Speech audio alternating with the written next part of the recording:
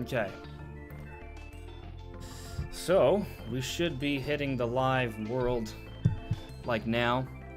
Guys in the chat, let us know when you see us. Let us know how everything sounds. Let us know how everything looks. Brandon got a haircut. I am in a different room. So, we're trying different things. For those who are new here, this is a Nintendo podcast we do every Sunday night at 9 p.m. Eastern. And this time, what we're going to be talking about is a lot, actually. We have a lot to kind of cover here. Firstly, there's the Switch sales. We got updates on that, so it's kind of extraordinary what's happened as of late with how many Switches have been sold, how many Animal Crossings have been sold, along with a bunch of other Switch games. So we're going to be getting into that. We're going to be talking about the announcement for Pikmin 3 Deluxe, our excitement for that game, what we sort of think of it, but also what it may sort of suggest for the rest of Nintendo's 2020 lineup, which also will tie into more Nintendo Direct rumors for the month of August as well, so we'll be covering that. Also, this week, we got a trademark for Ocarina of Time, so we'll talk a little bit about that and what that may mean or not mean at all. We'll also be talking about a rating from Taiwan for No More Heroes and how that may mean something, actually. So we'll be getting into that. What else should we cover? Oh, and some speculation on a new Donkey Kong game, because for two basic reasons. I'm just going to give you a spoiler right now. One, because we got recently heard from David Wise saying that he would love to work on another Donkey Kong game, but also because Nintendo is hiring like their main studio for a 2D action game, and if it's not Mario, the other one probably would be Donkey Kong. So that's pretty much the plan for tonight. There's kind of a lot of different things to cover there. But I guess let me check in with the chat, see how everyone's doing. Let me see if they're saying that things are terrible or working fine, and then we shall jump into things. So I see DE Fox, hello. NES Duck, hello there. Why 9 p.m.? Well, 9 p.m. is what we try to hit, but sometimes it'll take a couple other minutes, especially when this is the first time I'm streaming from here, but you know. Yeah. The Joker, hello there. Captain Rex, hi. Brandon, I'm assuming it's a different Brandon. In the chat, hello there. Brandon's saying this is becoming my new favorite Nintendo gaming news channel. Well, that makes me really happy. I'm glad you feel that way. Jake Miller, Diddy put some weight on. Diddy's a beast. I love playing with Diddy Kong and Smash Brothers, actually. Another thing I haven't really gotten a chance to play it, but there's a new Smash stage. It's basically just Battlefield, but with, like, I think 2 platforms. It's a smaller Battlefield. A small Battlefield. I haven't got a chance to play with it yet, but I imagine it's Battlefield, so, you know, if you want to play with a different variant of Battlefield, apparently it's been added to Smash Brothers, so that's pretty cool. I've never heard somebody, like, complain that Battlefield was too big. But with our big we got big Battlefield, we got Battlefield, now we have small Battlefield. Small Battlefield. So you got all the Battlefield variants, not to mention all the other Battlefields there are. Benjamin W, hello there. You're expecting a great podcast. Well, I'm glad you're expecting it. I hope we put out. DJ Riolu, hello. Discount Leak. Oh, he's got some compliments for your haircut, Brandon. Thank you. Captain Rex sees us. Very good. Joshua Ayers, this is the first podcast I will watch live. Can't wait to listen and be excited. Yeah, for sure, dude. Captain Rex says the audio is great. Awesome. Thank you. Discount Link. Apartment tour? Maybe when everything is done. Still a lot. Like, there's stuff. Like, I put up some LED lights. I have more LED lights I want to put up, but then there's this wall that I might repaint. I might not. I might just buy a whole bunch of, like, foam. I don't know. There's stuff I'm figuring out, but eventually, once everything is adjusted in this room and the rest of the apartment, maybe I'll do some sort of tour if there seems to be enough interest for that. So we'll do that. At least I'll put like a little video on Twitter or something. Yeah. Johnny and Steve, hello. What were you saying? I don't really know if there would be a point to me doing a tour. I mean, it could, but it's like, why? Why would I do that? Well, people are just curious. I've never understood. I kind of get like that. It's kind of interesting seeing somebody you watch and being able to see like where they live. But yeah. Just because I don't own this house, I rent out this one room, but most of the rooms I can't even go in. Okay. Yeah. I fortunately have access to most of this apartment but one bedroom because I have a roommate. But it's pretty cool. Once, like I said, once everything's like completely organized, which may take a few more weeks, maybe I'll do some sort of tour. Yeah, for sure. But just checking in with the chair. Tony, hello there. Catch some place, hello. You just want 3D World on Switch. You never had a Wii U. Well, you would be one of the many who did not have a Wii U, and I think that's why Nintendo probably will eventually bring even more Wii U ports, 3D World included. So just be patient. I do think it's coming. But yeah, so hello to everyone in the chat. Let's jump into things here. Where do we start really? Because like as I said in the intro, there's like a whole bunch of things to cover. By the way, something I didn't cover, Brandon's channel. He's back to streaming a little bit. His channel is also linked in the description below. What About Nintendo? So make sure to check him out, guys. But Brandon, I don't know. How about you? You get us started here, because do we talk about the Direct rumor? Do we talk about incredible Switch sales? Maybe we talk about incredible Switch sales, because maybe we talk about that first. That feels like a good opener here. Let me see. I hope I have. Do I have the numbers in front of me? I don't. Good job. Did great there. Actually, no. Prepared. I am prepared because I do have it ready. I fooled you guys. Prepared. Yeah, See? I am. It's just as I said. I fooled myself. So, all right. Let me put it up here so you guys can see it. All right, there we go. So, as you can see here, this is the current Switch sales right now, 61.44 million. For comparison, the second best-selling home console from Nintendo was the NES at 61.91 million. Switch is at 61.44, and we still have years left in the Switch's life cycle. We're probably only halfway, and that's halfway of Switch being the prime time system. I want to point out that even when the next generation Switch comes out, be it 2022 or I think probably 2023, that's my expectation at least, by that point, the Switch is probably still going to be on the market for a couple more years. I think Nintendo's going to treat the Switch like a 3DS, or like how Sony treated the PS1 or the PS2, where they're going to keep it on the market for a very long time. We've had statements saying they want the Switch to last for like 10 years. Now, this 10-year plan isn't really like 10 years of being the only main system, but being out on the market for that long, I think that could be the case, and I could easily see Switch. Well, it's a foregone conclusion. Switch is going to outsell the NES. So the Switch is at least going to be the second best-selling home console of all time from Nintendo. But I'll come back to our faces here for a moment, because we'll get to softer stuff in a bit. But the other thing I feel like it's worth noting here, that there's also like handheld stuff, and that we have the you know what? I'll just show you guys again. You have the 3DS, which is still ahead at 75, and that's now done. The Wii U doesn't count, but there's also the Wii, which the Switch has to pass, and then there's the Nintendo DS. So those are, and then there's also the Game Boy, which is at 1.18 million, and the Game Boy Advance at 81 million. So the Switch right now is kind of like in the middle in terms of like total lifetime sales. Like, people want to compare the Switch to just home consoles, but the thing is, the Switch isn't just a home console, it's also a portable system. But I honestly think the Switch has an opportunity to become the best-selling Nintendo system of all time. I think it really has that chance. Now, I think it does too. Yeah, go on, Brandon. I think just because, obviously, it's been selling super quickly. We're in year 3. It's already at 61 million. Yeah. Like, it passed the Xbox One's total lifetime sales like months ago. Mm-hmm. So we're seeing some levels that are looking like it's definitely gonna surpass the Wii. Like, I remember when it was first coming out, president at Nintendo at the time, I forget which one it was at that point, but he was saying like how he thought that the Switch was going to surpass the Wii, and everybody thought that was just ridiculous.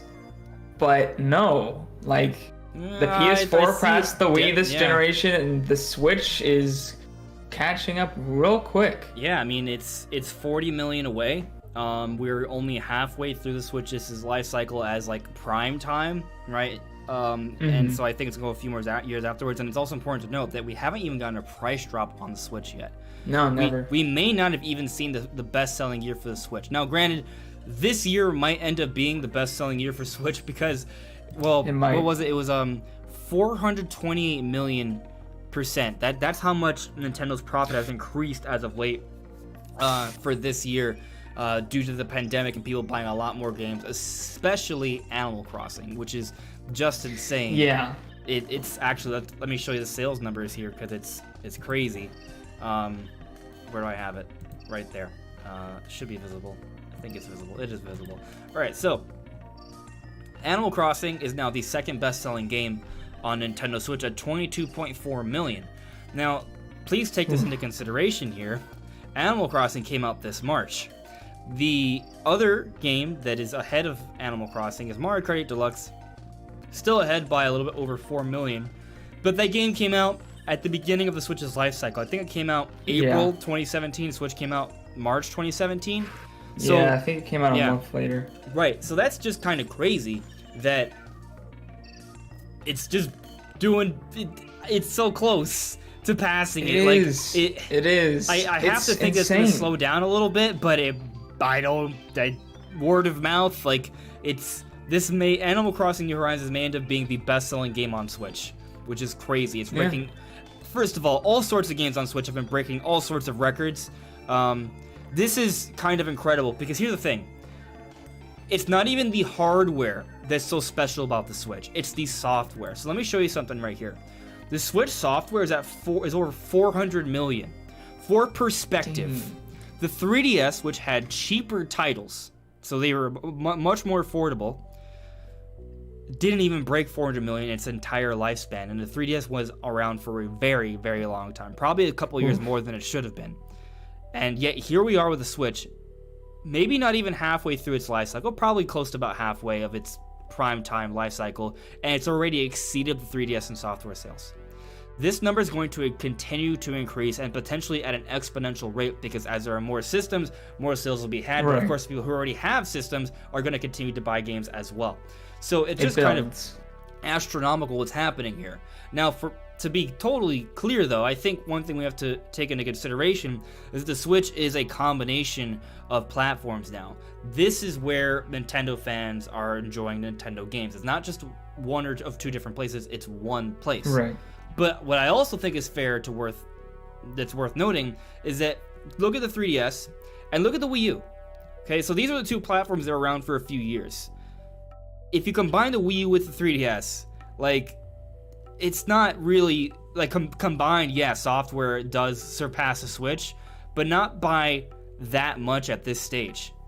And the Switch is only halfway through its life cycle. So I think it's fair to say that the Switch is still, at least compared to the previous generation, it's bringing in so much software sales that it's still eclipsing the combination of sales from two different platforms. Yeah. Now, it's also a more expensive platform in general. That is true. But let's compare it to Nintendo's best-selling generation of all time. The Switch is really, this will be the true test to see where the Switch is at in terms of ranking in history in terms of Nintendo systems. The Nintendo Wii and the Nintendo DS. These are the monsters. These are the beasts. If the Switch someday passes these, then it truly will be in the pantheon of gaming greats. I mean, it already is, but in terms of being like the number one, this is the goal here. Nintendo's competing against itself. And it would be incredible if by the end of the Switch's life cycle, it surpasses 2,000 million.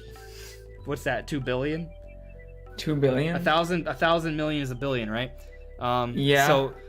So I'm just looking at the combined software sales of the DS and the Wii. That would be 2 billion, right? Or a little bit under if you round up. Yeah. If the Switch can somehow get to 2 billion, which might seem like a ridiculous number. It is a ridiculous number. And it probably won't pass that. But if it does, that would just be insane. But I think it's also worth knowing that for the DS and the Wii, that brought in a lot of fans that weren't like a part of the core gaming fan base. There were a lot of casual players. It was kind of like a once in a lifetime situation where people are like, oh, look at all this craze right here. Now Nintendo will come up with something else that's crazy like that. I mean, look at Ring Fit Adventure, Ring Fit Adventure is something like that. Nintendo Labo is something like that. And Nintendo may have more ideas like that in the future. I mean, we were talking about last week or the week after how Nintendo might have some sort of VR peripheral in the works as well. So that could be another thing along with Labo and Ring Fit Adventure that kind of bring in a different audience for the Switch. Not to mention different gaming hardware revisions. Like, I'm expecting Switch Plus next year. I'm going to stick by that naming. I was talking about it like a year or two ago. I was right about the Switch Lite. I said the Switch Lite would be called the Switch Lite, not a Switch Mini. I got that one. So I feel good about my next prediction for a hardware name. And I'm going to call it, I think next year we're getting the Switch Plus. But with all of that, I could see the Switch definitely passing the Wii. But it's 100%. I think it's going to pass the Wii. Yeah. I don't know if it could pass the DS alone. But the reason I brought up about the Switch potentially passing both of them combined is because, well, the Switch is just one platform. And if you look at Nintendo's best generation in terms of sales, well, it's just kind of ridiculous. But that was a generation that had so many, like, people who weren't gamers buy these systems. So that won't happen.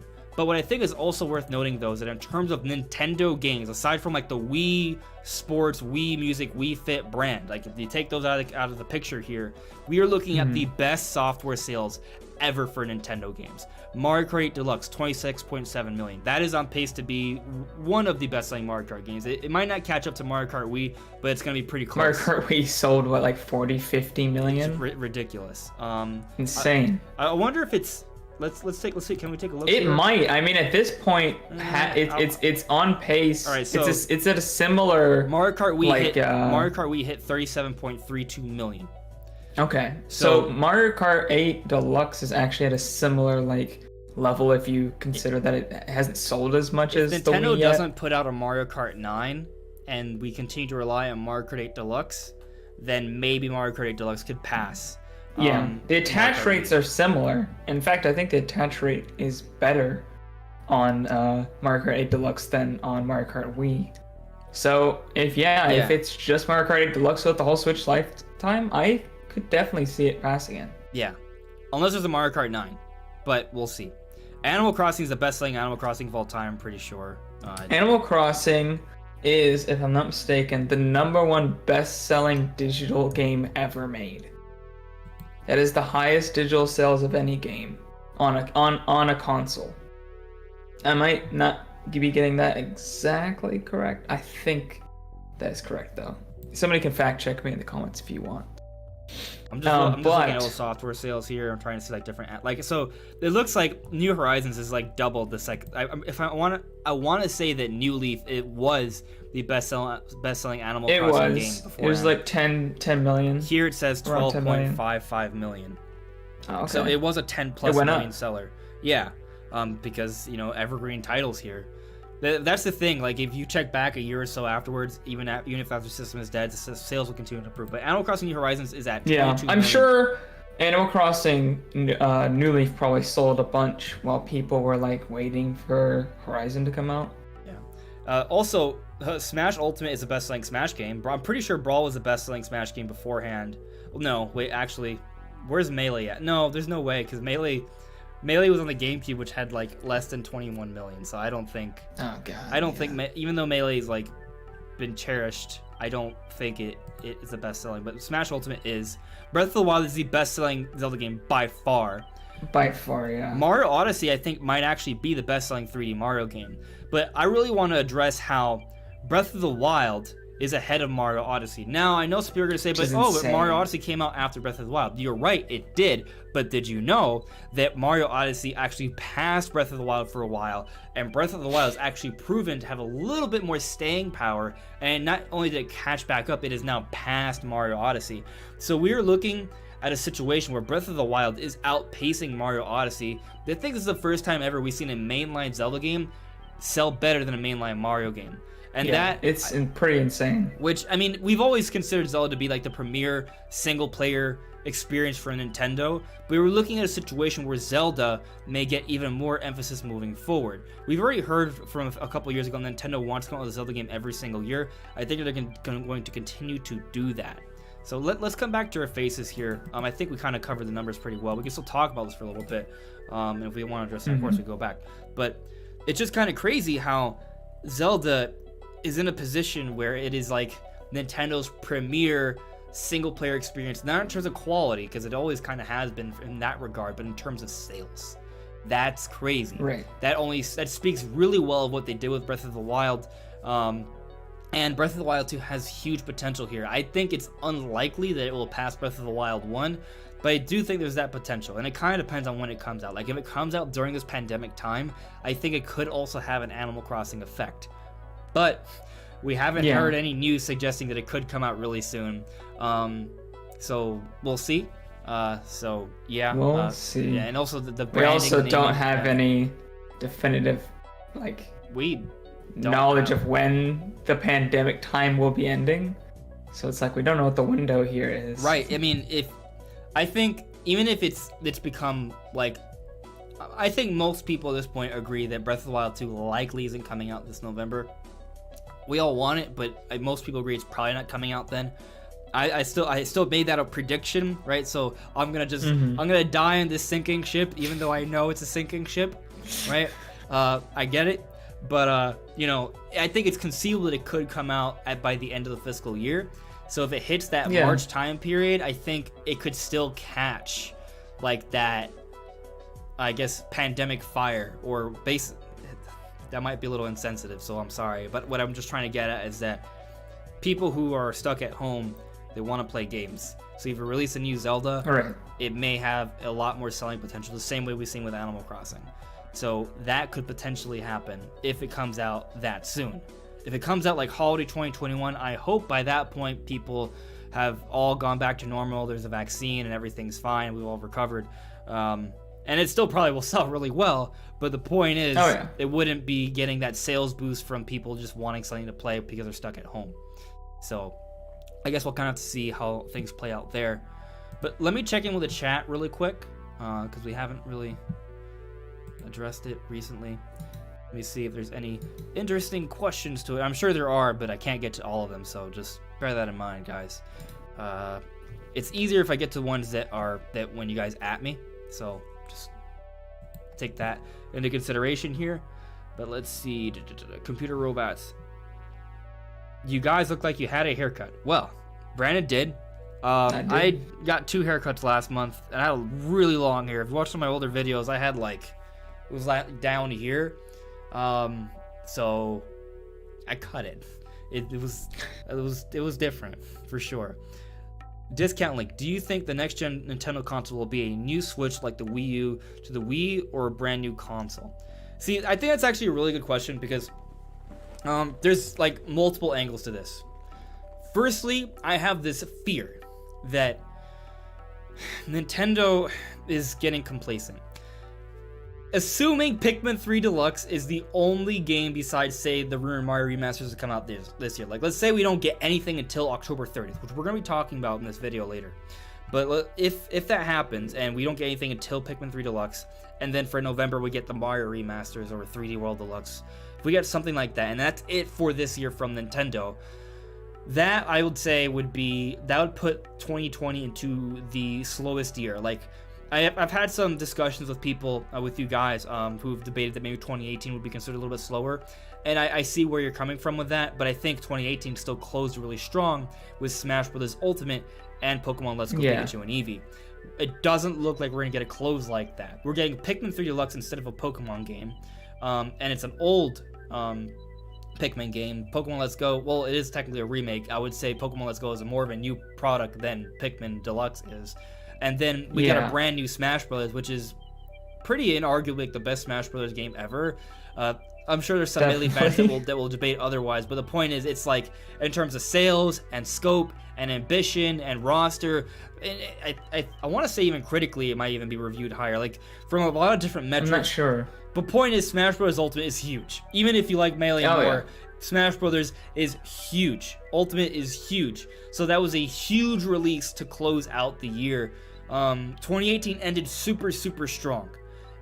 And yeah, and there's been some decent games that have come out this year that I would say I value a little bit more than what we got throughout 2018, like Xenoblade Chronicles Definitive Edition. I would argue like the best remaster ever from Nintendo. And then also Paper Mario, which I think is a pretty solid Paper Mario game. And of course, if you're an Animal Crossing fan, that's a huge thing. I mean, it might be the best-selling game on Switch. Like, those are big things, but there hasn't been anything too major in between. If you compare this year to 2017 or 2019, yeah, it's just been like, it hasn't been good. Just like stepping stones here. But releases. But getting back to the point I was trying to make, though, right, is that we're not sure how good this year is going to be, and some people are speculating that these really good sales are why Nintendo has been trying that hard this year, that they've been getting complacent. And to bring it back to the question, Discount League, my fear, and I'm not saying this is the case, not saying I believe it's the case, it's simply like a concern, is that Nintendo may be seeing so much success that they're not gonna put as much focus on trying to be proactive about improving and gaining market share. And that may seem silly to some people, and I would agree with you, but history suggests otherwise. Look at what happened with the Nintendo Wii. That was Nintendo's best-selling home console of all time. What happened afterwards? We got the Wii U, Nintendo's worst-selling home console of all time. And it's not just Nintendo though. It happens to other systems as well. Look at PS1, PS2. After PS2, what happened? We had Sony's worst-selling home console of all time, the PS3. And look at the 360. Microsoft was on top of the world with the 360, and then they completely botched the launch for the Xbox One. Did. God, so the point, the point I'm trying to make here is that there's a history of companies getting, I guess, uppity and not putting as much focus and having laser precision in terms of what they're doing. It's kind of taking their foot off the pedal, and what happens is they get complacent to some degree and they kind of flop a little bit. And I hope that doesn't happen with the Switch. I hope this is more of a situation where it's more of a continued success sort of situation, like the NES to the Super Nintendo. I hope the Switch is like the NES situation, like I feel like the Switch is like a rebrand for Nintendo to an extent. Like, they went back to the red branding. I love that they went back to the red instead of the white. White was like super casual, not gamery. Red was like hardcore. This is Nintendo. We're back. So the Switch to me is kind of like a relaunch for Nintendo, and I would love it if they could find a way to maintain that with the next Switch. I hope that happens, but there's a fear that they might not. We will see. So point is, I hope the Switch 2 isn't like a Wii U situation in that regard. But to also kind of consider another perspective here is that what if Nintendo does try to do more than just sort of improve upon what they did with the Switch? Like, what if they try to do something crazy and it's like completely left field? I think go. This obviously the safest route is for them to just iterate. Just make another Switch. You know, maybe you can change the design of the dock or make it out of completely different materials, or I don't know, change it in that way. But don't change the core idea of it. The core idea of it is why it sells so well. Don't change that. Just make it better. Just be like an iPhone. Like, I just want a better model. Be like, not like an iPhone each year, but more like each number. I think the thing, each other number. I think the thing that Nintendo can that kind of leap. I think Nintendo can do something similar though. I think what they can do is that every 6 years they have a new generation system, and then every 2 years they have a revision for that system. So what happens is that maybe not every single year they have a new model, but every other year they can. They got the Switch Lite last year. I'm expecting a Switch Plus next year, and then for 2023, new system. That's my timeline in my head. I could be totally wrong, but that's just what I'm sort of thinking. And they can sort of match that iPhone model, or just kind of smartphone models in general. And if you look at PlayStation and Xbox, they're doing something similar as well. They've had revisions. Like, revisions are a thing. I think that's not going away. So I do hope, Brandon, that you're right, that what they do is simply kind of improve upon what they already have. And if you look at the Switch's kind of philosophy, I feel like that is what makes sense. Nintendo has noted that they've struck gold with the concept with Switch here. I feel like Nintendo has come to a point where they figured out what makes them work. The Switch is what makes them work.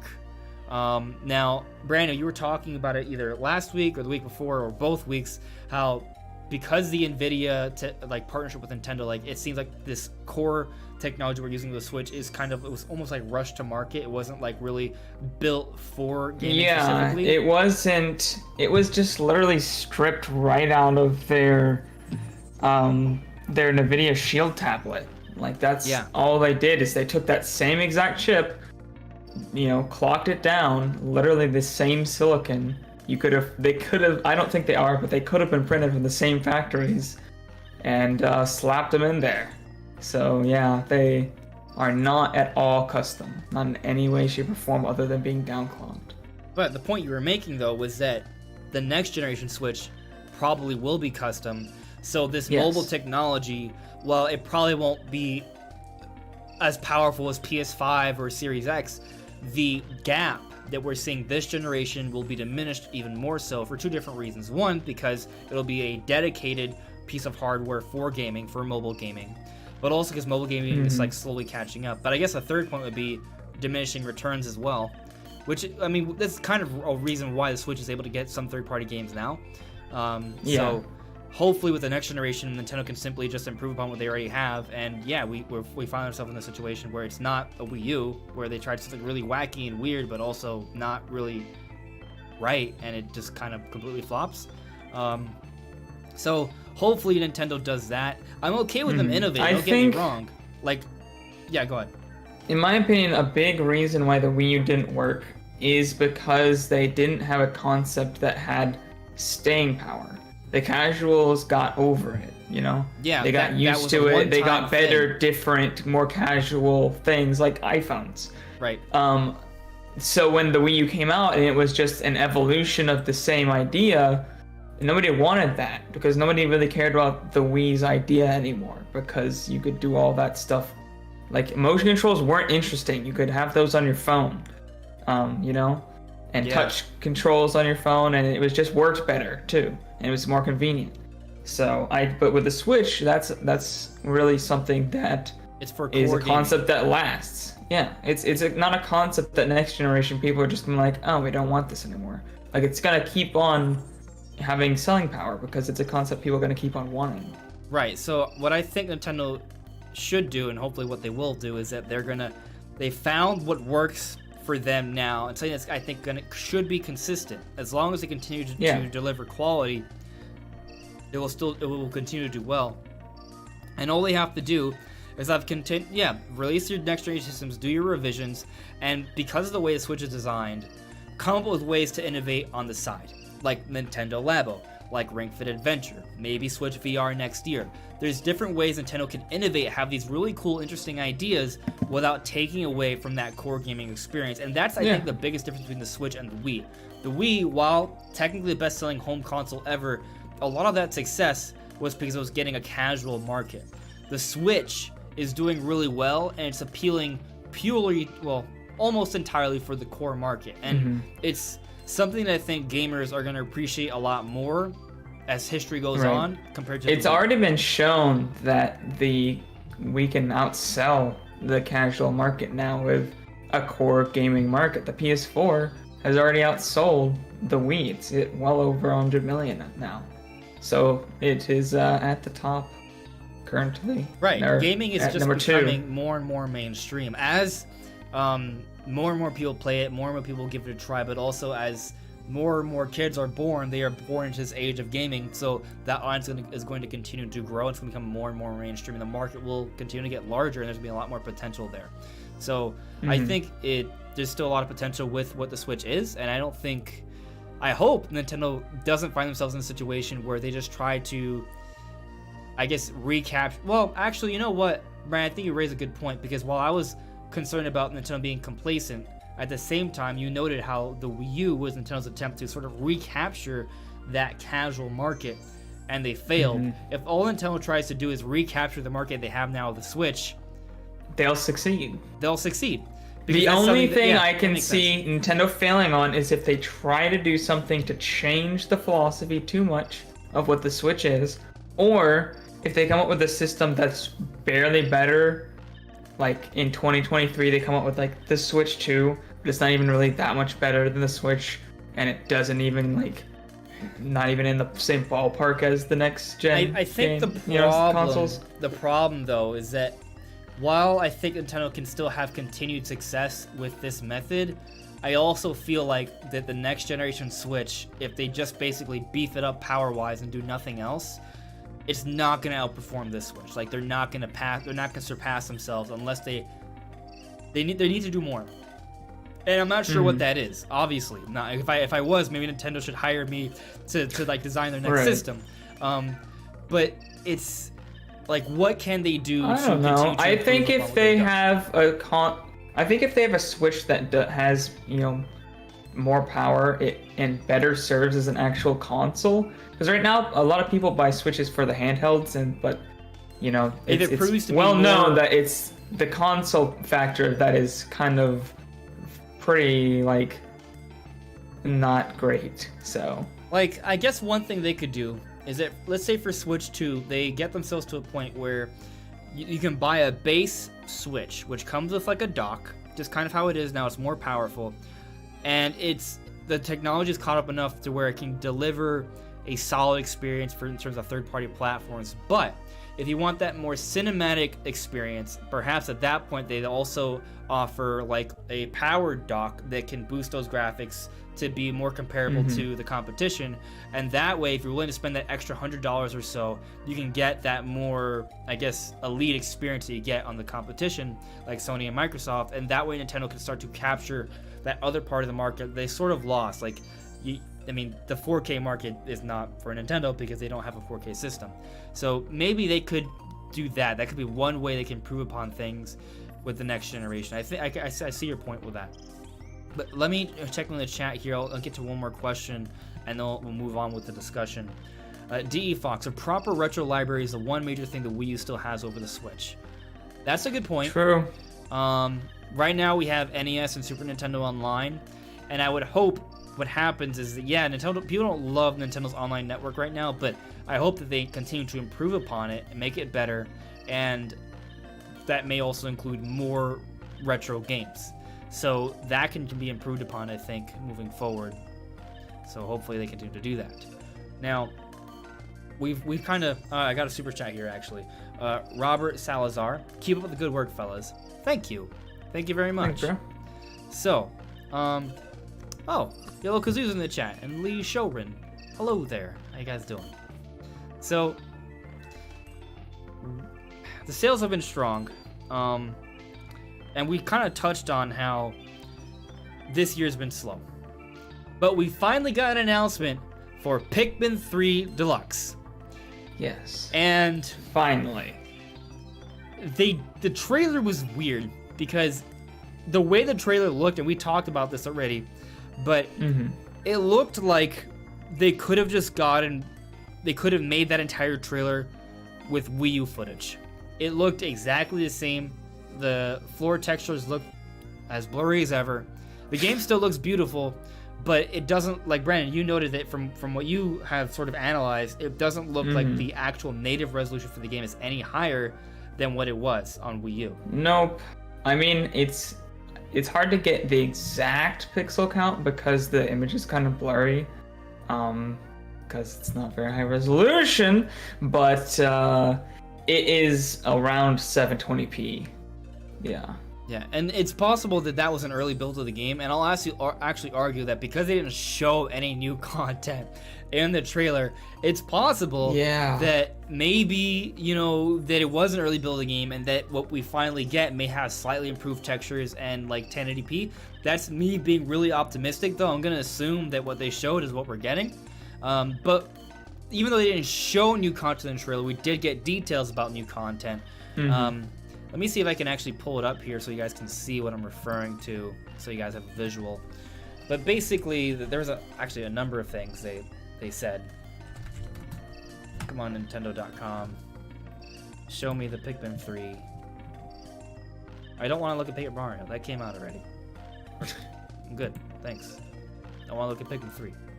Alright, there we are. We are on the site now, so I'll put it up for you guys. There we go. So, here is Nintendo's site for Pikmin 3, and they kind of explain some interesting things here. So there will be new difficulty options, lock-on targeting, and optional hints let you play and learn your way. So what's interesting about this is that, and Rob from Rule 2 Review pointed this out to me on Twitter, so guys should definitely check him out as well.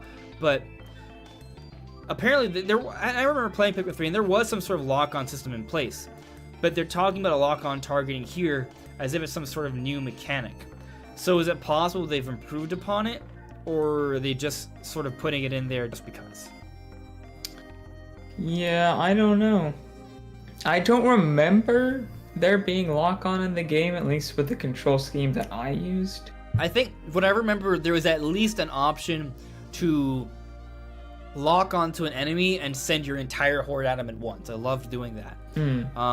Yeah. So I just hope that the way they're putting this here, that it suggests that lock-on targeting has been adjusted a little bit. There's more difficulty options, which is cool. I don't care for hints, but for some people who need it, there you go. Yeah. Multiplayer fun. Squad up and explore with a friend in story or mission mode, or go head to battle in bingo battle. So it looks like. But is it online though? Probably not. They didn't say it. They didn't say it. So and it's Nintendo, so I'm gonna assume no. But I do like the idea of like co-op story mode. That might be fun. That's definitely not a feature we had beforehand. It would be nice. And if it's online, God, I really wish it'd be online. That would be nice, but I don't think it's happening. But the really cool thing, at least for me, is take on new side story missions featuring Olimar and Louis, plus all the DLC stages from the original release. I never actually played the DLC, so... Yeah, neither did I, and we also get new content with Olimar and Louis. So that's really cool. Did not show. No, they did not show it at all. We have like a little image here in the game. It looks like a similar area from what we've seen. So I wonder if you just re-explore the same areas with those characters, or like do they just remix current levels, or will there actually be new worlds involved? Like, we don't really know how extensive this is, and we'll probably won't find out for a little while. But definitely the game looks like it's improved upon in some ways. Some people might argue that it doesn't have the Wii U controls, and also we don't know about motion controls either. There's no mention of that here. Yeah. They should be able to match. I really hope you can mimic the Wii controls. There's really no reason they shouldn't. Like, why not? I don't know. It is strange. I guess like there's the Switch Lite can't have. You need to have like separate Joy-Cons for that. But yeah. Like I agree that just have both control schemes. Right. And I think the default method should be dual analog control, but it still would be nice to have that motion control option as well. So hopefully that's in there, but we don't know yet. And actually, that I think the interesting thing is that when we got the first Paper Mario Origami King trailer, we also had a lot of questions about what the game was and how it played, because they weren't very clear about a lot of things. They weren't clear about the partners or the battling or anything like that. And we slowly learned about the game over the 2-month period that, you know, between its reveal and release. So we may see something similar here for Pikmin 3. I think we'll probably I'm sure they'll show some more of it. I mean, it's basically a little under 3 months until it comes out, so there's even more time for them to talk about this game. And I actually think that if there is an Nintendo Direct between now and then, it'll probably be in there, and they'll probably show a little bit more of the game. Maybe they'll actually show a trailer that includes the footage from the Olimar and Louis missions. Maybe this will be a more final build of the game that has improved visuals. Maybe. I don't want to expect it, but, you know, maybe, right? So I think that's a possibility, which kind of brings me to the. Should we segue into the direct rumor, or is there anything else you kind of want to address with Pikmin 3 here? Well, I mean, there's. I don't know. I don't know if I'll get it just because it just kind of feels lazy, almost. Doesn't feel like they're really putting in a ton of effort here. If the floor textures weren't blurry and it was 1080p, I'd be like, you're wrong. Right. And I know they have those original assets because, you know, all those leaks, they keep everything. So there's no way they don't have the high-res original asset. So they could just slap that in there if they wanted to put in the time. Yeah, I'm not sure. Like, I guess That's the thing though, because it doesn't look like for example, if you can't, I don't think it's a fair comparison to compare.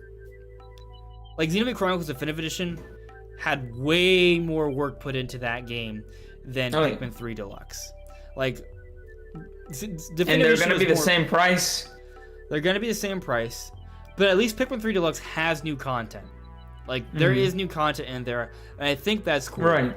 I think my problem is just its price. Like, I don't mind that there's not as much work into it, but if you're going to not put work into it, don't charge me for the work that you didn't put into it.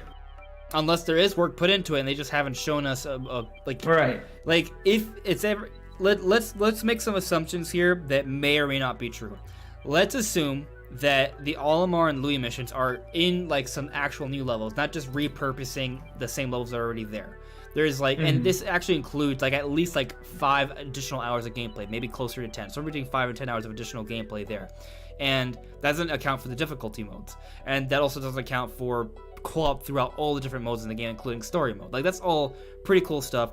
But let's also assume that the graphics are improved upon, and we won't see that till later on, and the texture is a little bit better, and it's at 1080p. Like, so if it has a somewhat extensive, like, new content in terms of the Olimar and Louis missions, if it has a pretty good co-op mode, which is already told to us, if it has the Joy-Con controls, motion controls, and it has, improved visuals, if all of that is true, which it may not be, right? We don't know. We're speculating or hoping here. A lot of those probably aren't true. But if it is, would you then be like, okay, this is definitely worth $60 for me? No. You still wouldn't be. I'd be like, it's worth $50. I mean, look at how much work they put into Xenoblade. Like, first off, literally every single one of those aspects you mentioned, they do in Xenoblade Chronicles, but way more. Just way more extensively. They add new content, way more new content, new voice lines, new cutscenes, new all kinds of stuff like that. Pikmin 3 doesn't even have voice lines, period. So it's definitely not as complicated. So, and then I don't think that's necessarily a bad thing, because there are different releases that have different ambition, they have different scope. Xenoblade Chronicles Definitive Edition had a lot more scope for it. Yeah, it's not a bad thing. I just think I don't think any of the Wii U ports should have been as expensive as they were. But here's the thing. I don't have a problem with what Pikmin 3 Deluxe is. Some people do because, well, Pikmin 3 was $20 on Wii U. But I'll say that it's not nearly as heinous as what Tropical Freeze was. Tropical Freeze had barely any additional content. Tropical Freeze had just Funky Kong added, and that game released for $60. The original release on Wii U was $50, and yes, when it came out, it was actually available for $20 on the Wii U before they took it off the eShop. So it was a Nintendo Select. But Pikmin 3 launched at $60, and that's it. And there was a whole bunch of DLC, which I believe was paid. So that's not part of the package. So this package includes new content, all the DLC. And so that, to me, is not as bad as a Tropical Freeze situation. Maybe it's still not great for some people, but it's not nearly as bad. So it's just okay. I think if it has every single thing we were talking about earlier that it probably doesn't have every single thing of, then it will be okay. An okay price. I still think it would be overpriced, but it won't be like terrible. It'd be okay. Yeah. Like whatever. And just for the record, guys, I am not saying Tropical Freeze is not something you should get. Tropical Freeze is an amazing game. If you have a Switch, definitely consider getting it. But if you already got Tropical Freeze on the Wii U, there's like basically no reason not to get the game unless you really, really want to replay it portably. Like, otherwise, there's no need.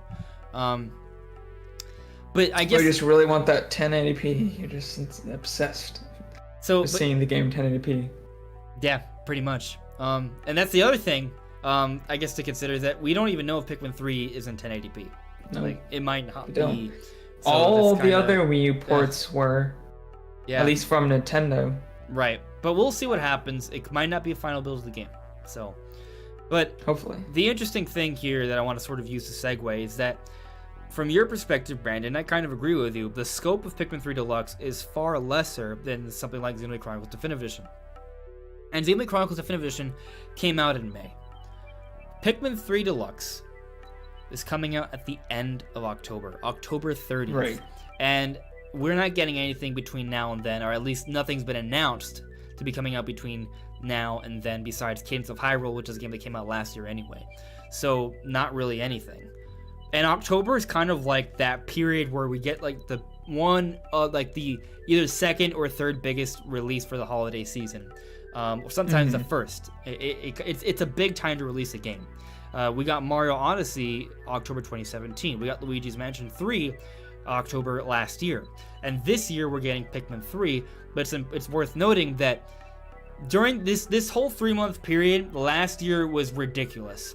This 3-month period, like, we got what, Astral Chain, Fire Emblem Three Houses had just come out like a few weeks beforehand, right? Daemon X Machina, Luigi's Mansion 3 comes out in October.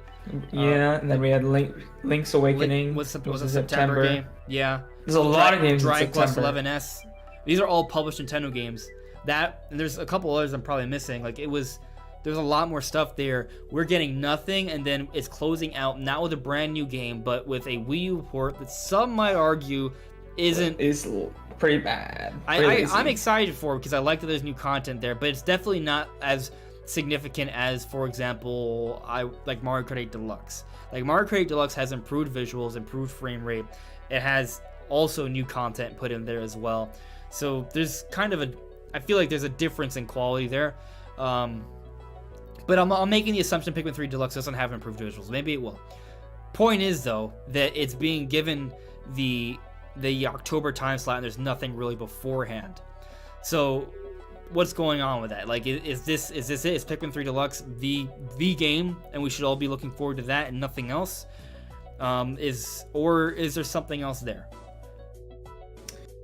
Yeah, I mean, it would be really bad, I think, if it just Pikmin 3. But maybe this year is just really bad.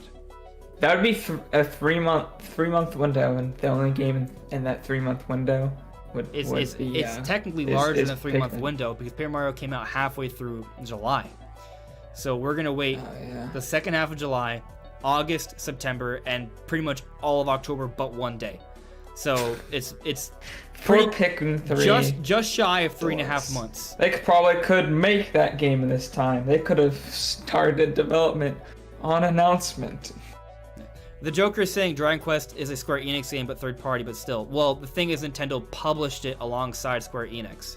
The Dragon Quest 11S that came out on Switch last year, Nintendo helped to publish it. So it was part of like Nintendo's planned lineup for this year.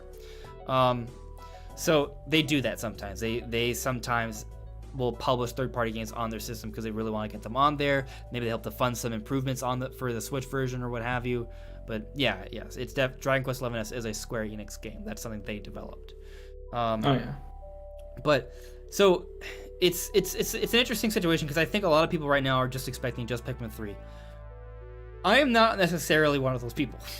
I'm not sure because I would say that if you don't have any like viewpoints from like what may be happening on the inside, like, you know, I think the reasonable thing to think would be that Pikmin 3 is the next game, because why would they make an announcement for that and then have something else come out sooner that hasn't been announced yet? Like, I think logically that is a logical conclusion, and that's why I'm skeptical of what we've heard in terms of what's going on behind the scenes, right? Like, we've had multiple people who are insiders talk about how the Mario remasters are right around the corner. There's been a lot of discussion from these people talking about something coming really soon.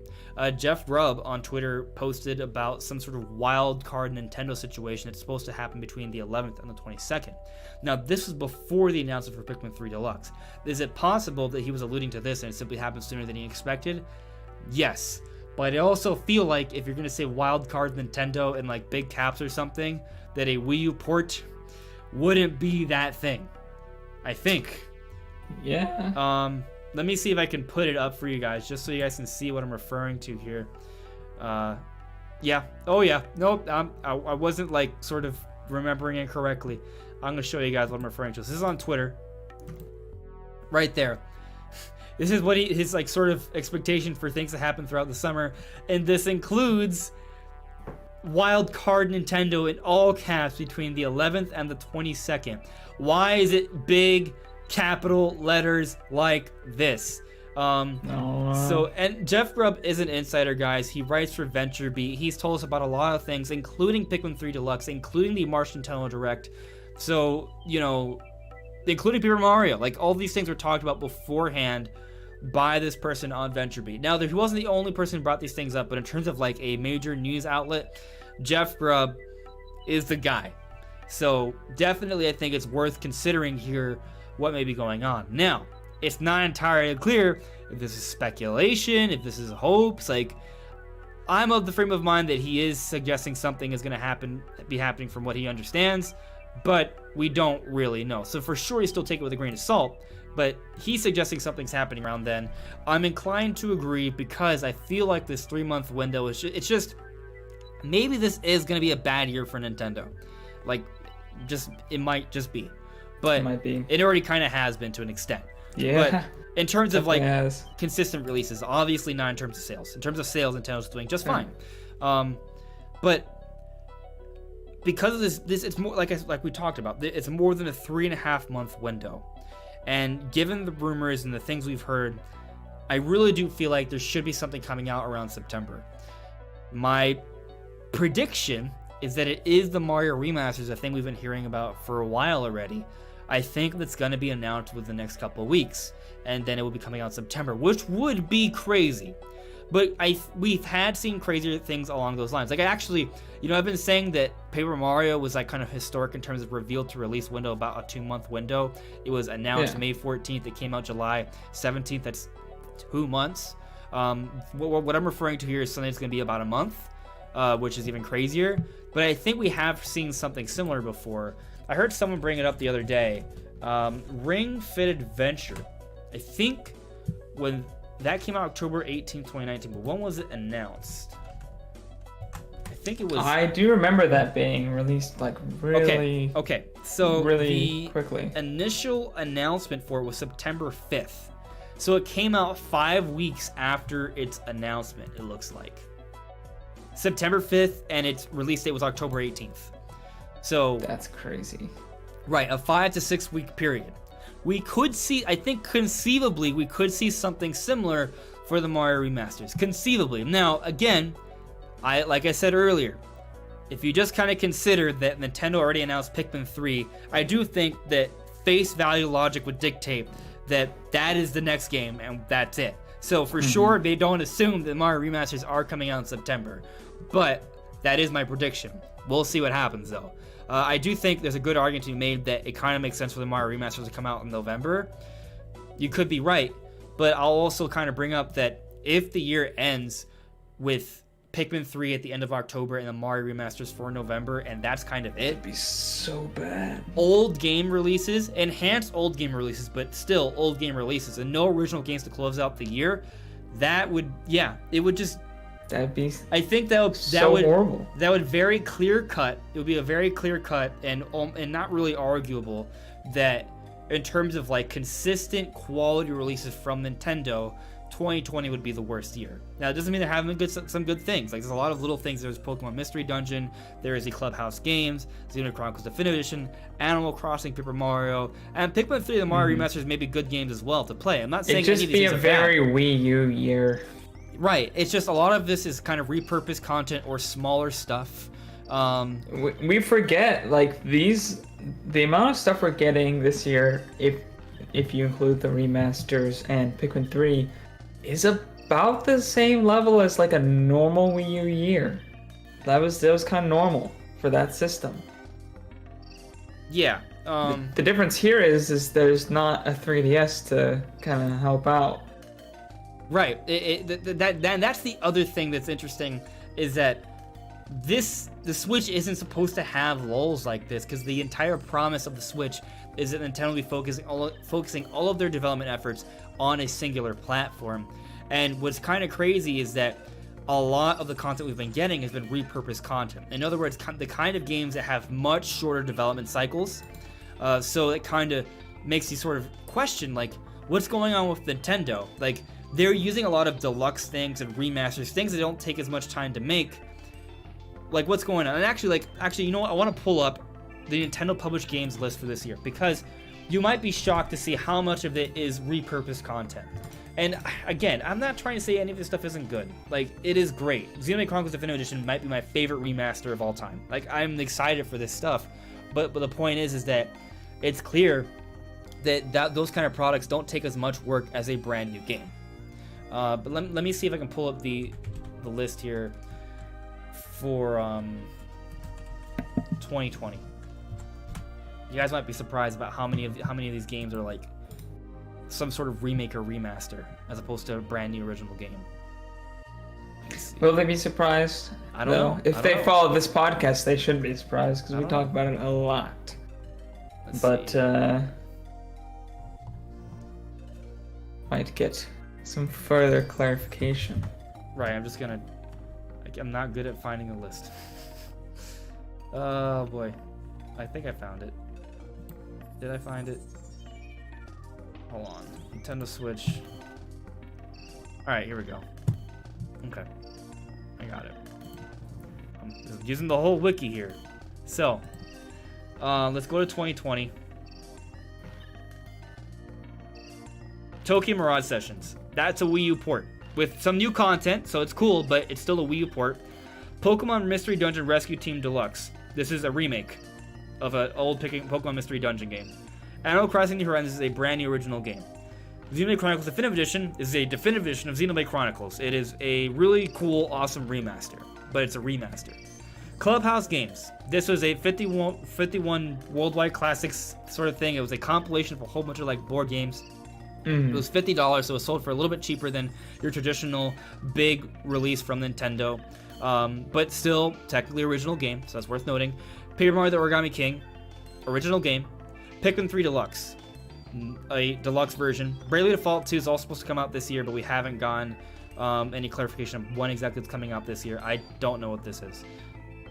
Famicom. It sounds like some sort of Japanese release thing, which also are remakes. So the point here, so like we do the numbers, right? Let's do the numbers here. Where were we? So okay, 1, 2. Okay, Animal Crossing is original. We have how many original games? We got 1 original game, 2 original games, 3 original games. If you count Bravely Default 2, that's 4 original games that are they're announced for this year, as opposed to 1, 2, 3, 4. So it's right now it's 1-to-1 in terms of the ratio of like remastered or deluxe version of games as opposed to original games. Like, so it's half and half. And those games are good. We're saying that only 2 games for the year are then going to tip the scales towards the remaster's favor here. Well, right. So the rumor is that the Mario Remasters, a collection of old 3D Mario games, is going to be another game that comes out, and that will tip the scale in the other direction. But I feel like there's got to be at least one other Nintendo game coming that would be an original release. So my prediction is that by the end of the year, it's going to be kind of even. Still even? Still even. Yeah. I think so. I feel like yes. I mean, I feel like that's like the bare minimum. And there might even be more than one other Nintendo game announced for this year. But it might not be like a major release. It might be like something that comes out on the eShop or something. But I could see that, you know. And we don't even know when Bravely Default 2 is coming out this year. It might get delayed into 2021 because it hasn't been announced yet. So if that happens, that's one less game in terms of original releases. But we don't know for sure. Let me see here. Let's check in the chat. What do you guys say in the chat? Right. Armchair Analysis wants to bring up No More Heroes 3. Yeah, we have No More Heroes 3 that's slated for this year as well. Now, what's important to note is that No More Heroes 3 is not a published Nintendo game. Nintendo is not publishing that at all. But it is a Nintendo exclusive, and it's definitely close to the Nintendo fan base. So it's going to feel like a Nintendo game for sure. So it is definitely something we should be excited about. I am, absolutely. So that is something to look forward to. I do hope that still comes out this year, which I guess we could kind of bring it up while we're at it. There was the trademark that came up for No More Heroes, the original No More Heroes. So it may be the case that we may get a direct within the next month or two, and they may announce that there's some sort of port of No More Heroes coming to the Switch, which would be awesome.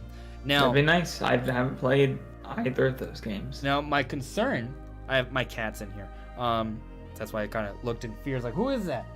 Don't stab me. No More Heroes, like if that original release, that port is coming to the Switch, does that suggest that No More Heroes 3 won't come out this year? Or would they simply kind of like release it all around the same time? We're running out of time here. Like it's not like could they come out with No More Heroes, the original, like in September, and then release No More Heroes 3 in December? Yeah, I can see that. Or they come out around the same time. That's a possibility. Or No More Heroes 3 is getting delayed until next year. Yeah, it might get delayed till next year. I mean, I could see that, and having 1 and 2 to kind of make up for it, because I don't think those games would take very long to make. So I mean, it is possible that they could have been like, okay, we think we're gonna have to delay No More Heroes 3. Let's start working on 1 and 2 for Switch, because it's most likely just gonna be a port, maybe in 1080p or something like that. So they could have had that as a backup, or they could have already been planning on bringing it. Maybe earlier in the year, and they delayed it a bit. Who knows? Yeah, it's hard to say for sure. Hard to say. But let me kind of scroll through the chat here. See what else someone bring out. Birdman added me. Check Marco Mara on Twitter. Something is coming before the 20th. Well, I will look it up. Let's see here real quick. How do I spell that? Marco Motto? Was that right? Did I get it right? Oh, I think I know this person.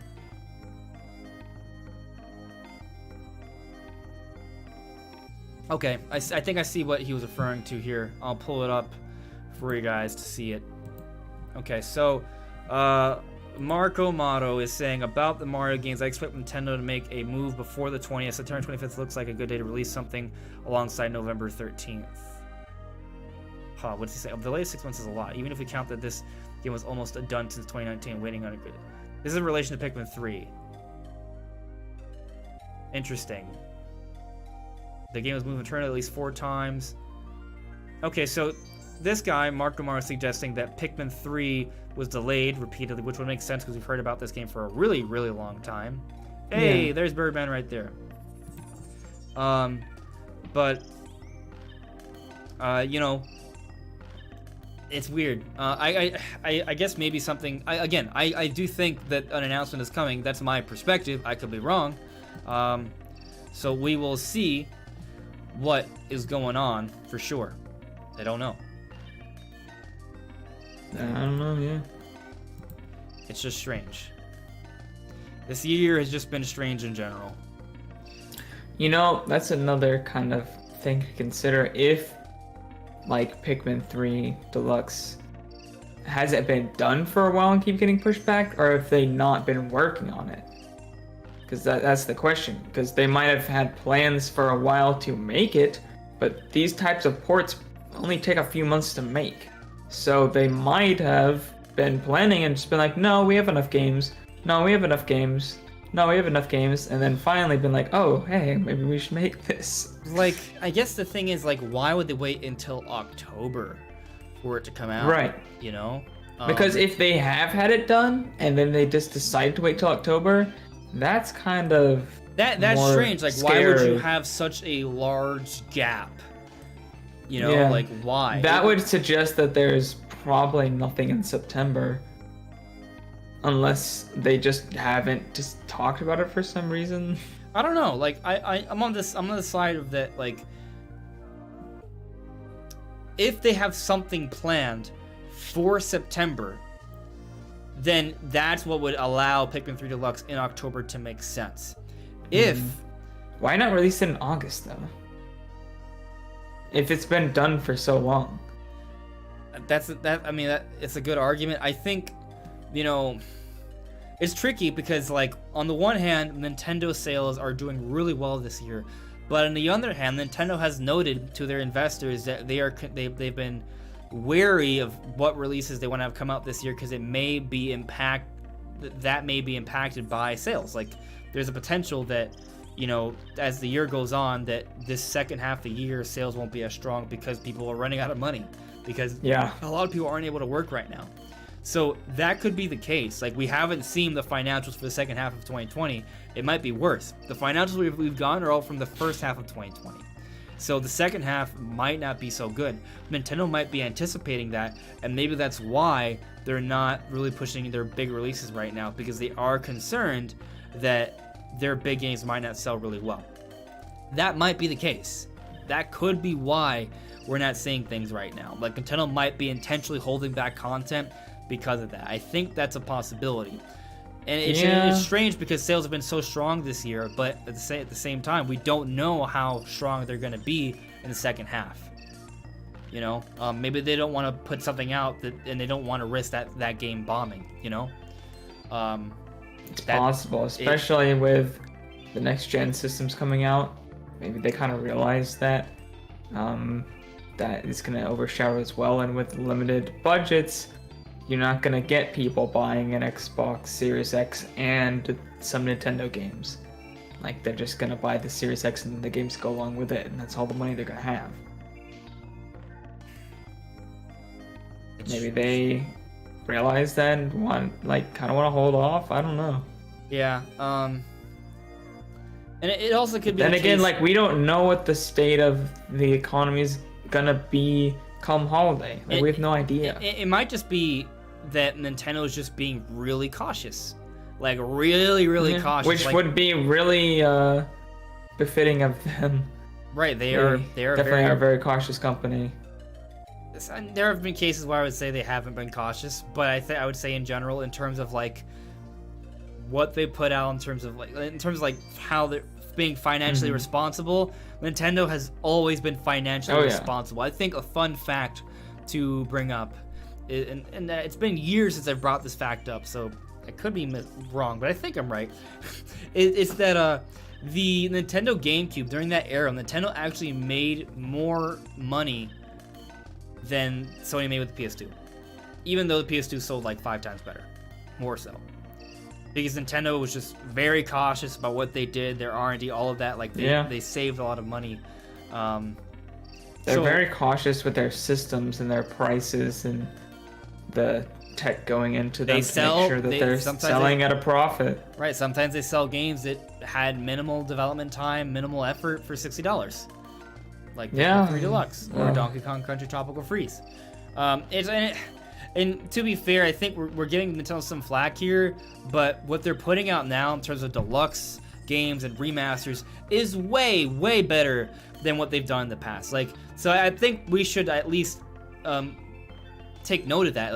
Like the repurposed content that I'm complaining about, and I don't really want to say I'm complaining about, I'm simply like just noting that, hey, this didn't take as much work for Nintendo to do.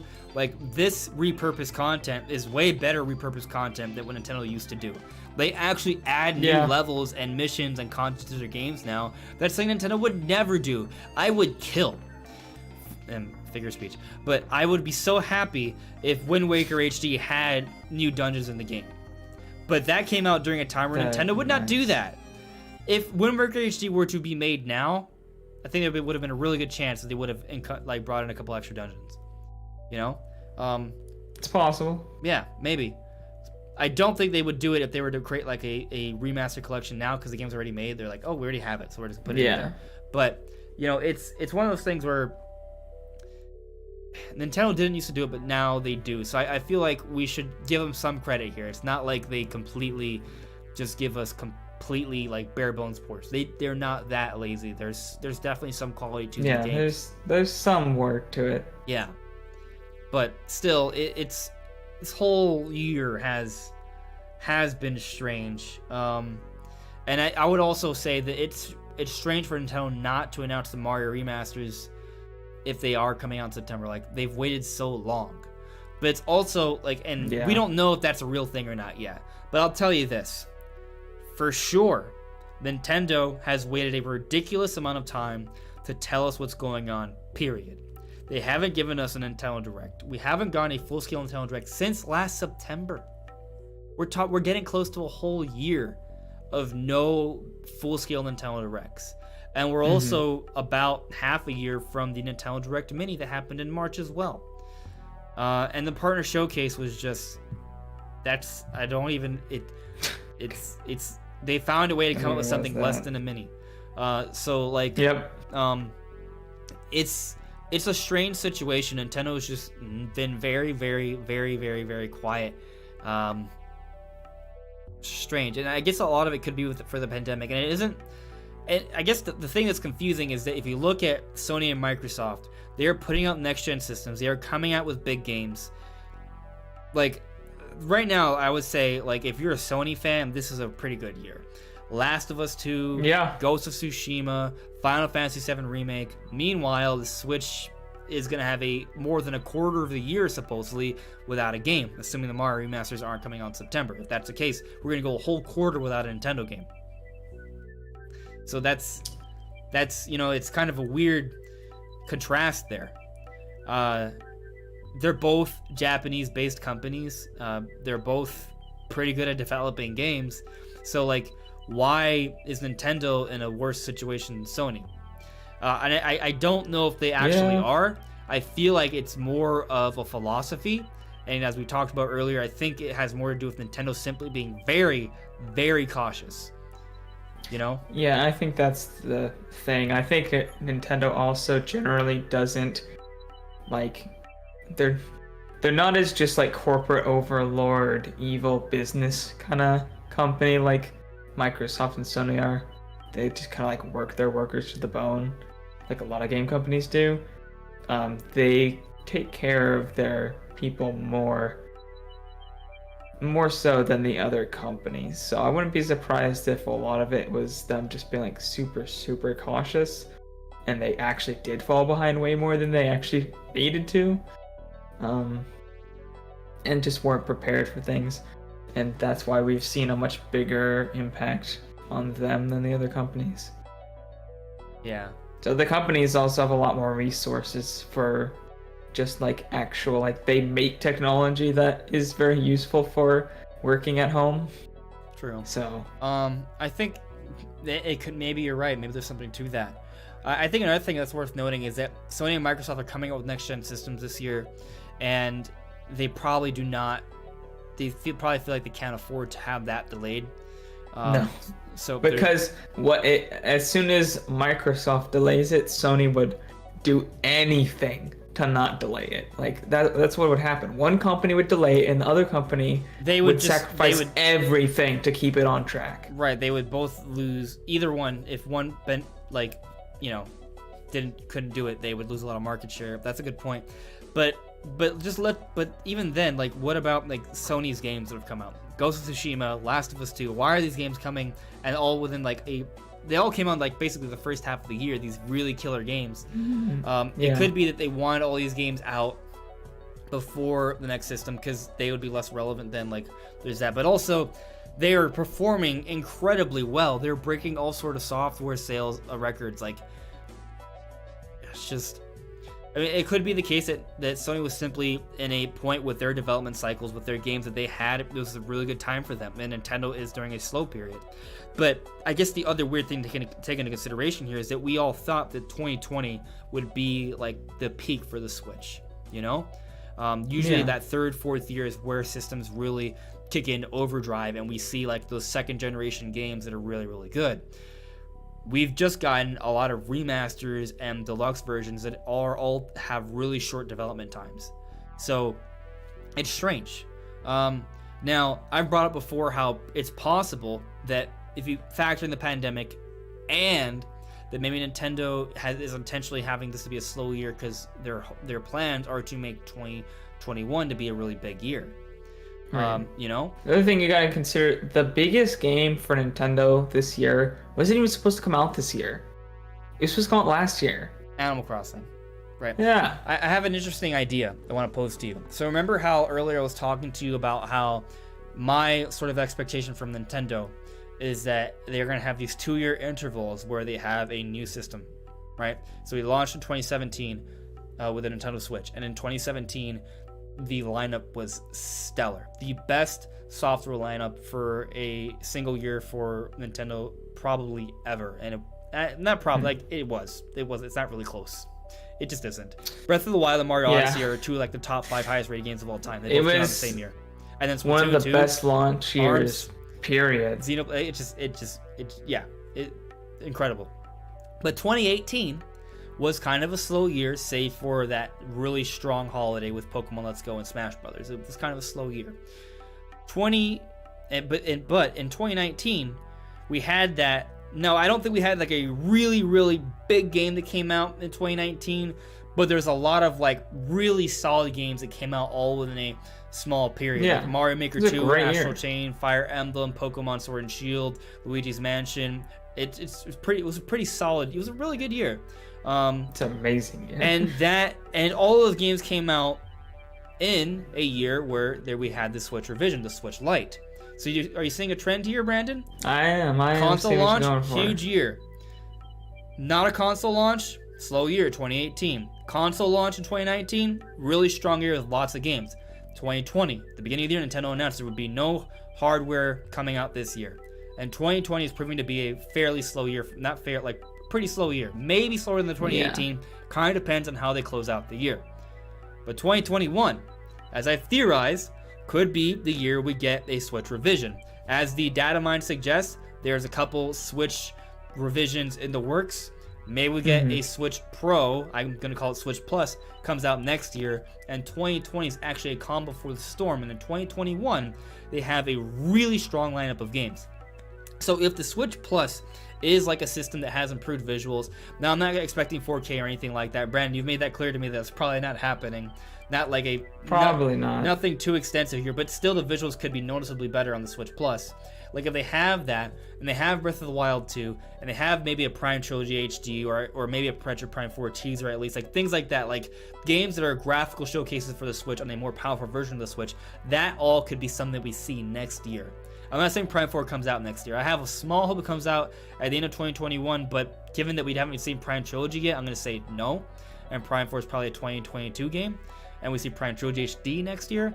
But either way, I feel like I might be onto something with this pattern here. Like, you have a lot of strong content coming out when they have revisions coming out during those years. This is a slow year, no hardware. We are kind of thinking 2023 for the next Switch. That'd be another 2 years. Which makes sense because you can't launch I feel like you shouldn't be able to launch a new piece of hardware 1 year afterwards. But a 2 year window, or I would say, let's say actually a 2.5 year window makes more sense. So let's say Switch 2 comes out holiday 2023, and this Switch Plus, which is what I'm going to be calling it, comes out halfway through 2021. You know, or maybe even a little bit earlier, like March 2021. What if it's like Switch Plus Breath of the Wild 2 launch March 2021 to close out the fiscal year? That'd be great. I don't know if that's going to happen, but it's maybe a possibility. You know what I mean? So maybe something like that could be happening here. Now, unless there's something you want to address, I want to get to the chat real quick. No, that's good to chat. Okay. So let's see here. Because there's a few interesting things that were brought up I want to get to. So, Birdman, Atomy. I've been hearing that a Switch revision is coming this year, and it can play 3DS games and DS games, but I don't know.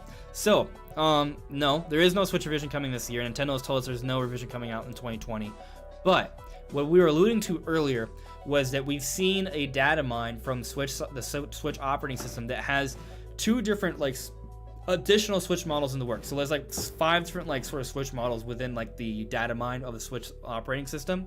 One of them has some sort of support for a second screen. Brandon and I and others have been speculating that has more to do with some sort of VR support as opposed to 3DS and DS games being playable. We'll have to wait and see on how that works out. I don't think it's 3DS and DS games, but we don't know for sure. And I'm assuming that the other one might be Switch Plus. That's my speculation at this point. And you might think that that's just kind of optimistic speculation, and it is. But there's also evidence to suggest that it might be more than just speculation, because last time we saw a data mine like this that included more Switch systems within the coding for the operating system, this was about 1.5 years before the Switch Lite and the Switch version 2.0 came out, and that's what they were for. We got the second and third Switches on the software, and 1.5 years later we got Switch Lite and Switch version 2.0. So maybe with this 4th and 5th one, it's sort of preliminary support for maybe a VR attachment that comes out next year as well as Switch Plus. Maybe that's what happens. So I don't think it's going to be a system that comes out this year that has a second screen that plays 3DS and DS games. There's no reason for them to make a system that plays 3DS or DS games because they have one called the 3DS. Yeah. It's still on the market, people. Yeah. There's a lot of games on there, so I just wish it had better resolution, but, Yeah. So that likely wouldn't change with a Switch like that unless it has like some kind of upscaler emulator or something. But then that wouldn't really work because you'd have to like change it for every single game. It wouldn't just work. So they wouldn't like have the entire library. You'd have to have like supported games. So something interesting that I saw Ricardo Urista put in the chat. He said Nintendo Wild in caps card equals Breath of the Wild. So this is a reference to what Jeff Grubb was saying, where he had all caps in his sort of like what he thinks is happening during the summer, Nintendo Wild card. So this is full on optimistic, super pipe dream, super excited, probably not going to happen, speculation, wish list, sort of theorizing here. But maybe you're right, Ricardo. Maybe this wild card situation is a Nintendo Direct that actually comes somewhere between August 11th and 22nd. It's an actual Nintendo Direct. And this Nintendo Direct includes announcements like the Mario remasters for September, but it also includes something insane, Breath of the Wild 2 for November. I do not believe this is, I want it to happen, and it would be my prediction from earlier in the year. At this point, I feel like my prediction is unlikely, but I did predict that earlier in the year. If that happens, that would just be insane, and that would be the kind of close to the year that I think would maybe give 2020 perhaps have it be better than 2018. Like if Nintendo closes the year with the Mario, yeah, I mean if you get Breath of the Wild 2 and the Mario remasters, that I would say is comparable to Pokemon Let's Go and Smash Bros. In terms of sales potential. In terms of what appeals to me, it actually appeals more to me. So for me, it'd be very exciting. Yeah. And I'll say that Paper Mario and Xenoblade Chronicles Definitive Edition are games that are more up my alley, and the games that came out throughout the 2018 before the holidays, they weren't as much up my alley. So I don't even remember what most of them are. Kirby Star Allies is one of them. I want to say Mario Tennis Aces came out then. Yeah. We had the Splatoon DLC. Torn to the Golden Country came out. But those very good. It was a physical release of DLC. Yeah, good stuff for sure. But DLC packages, which similar to maybe like remasters. Basically not full-scale games is what full-scale new original games. That would be a great close. I don't know if I believe it. I want to believe that, but again, this is full like optimistic pipe dream kind of mode. I doubt it. But hey, Jeff Grubb's saying something and he does know things, so maybe he's suggesting something cool here. We do need to get a Nintendo Direct eventually. Go on. It's not impossible that we see Breath of the Wild and they announce it for spring. I think we'll definitely see Breath of the Wild again this year. I think most people agree we'll see at least like a trailer. Like it won't come out this year, but at least we see like a trailer, right? Yeah, I think that makes sense. Do you think that we actually could see finally a full, not a Nintendo Direct Mini, like an actual general Nintendo Direct this August? Oh god. I will say I don't want to predict it. Right, like we all have the hope, but yeah, it's just one of those things where like we gotta get one eventually, right? They're not just gonna not do them. Here's the thing, I don't think they're just ending the Directs forever. I agree with you, but a lot of people don't agree with you or me about this. A lot of people think that the Nintendo Direct, as we know it, is dead. I don't think so. They're still they didn't really using give any indication of them getting rid of it at all. I mean, they've been as strong as ever up until the pandemic, and that's when they died off. Before then, they were just fine.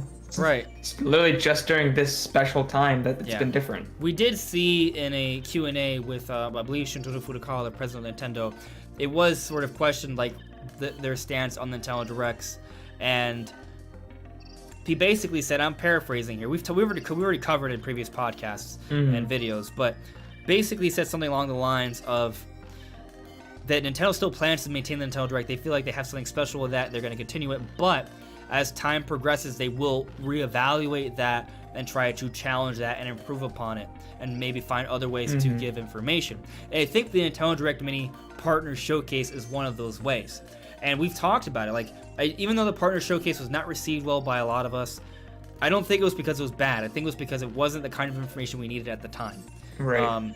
It's also, I think the idea of a Partner Showcase would be good if they didn't split it up. Like, these are like small split up ones. We're gonna get more of them throughout the year.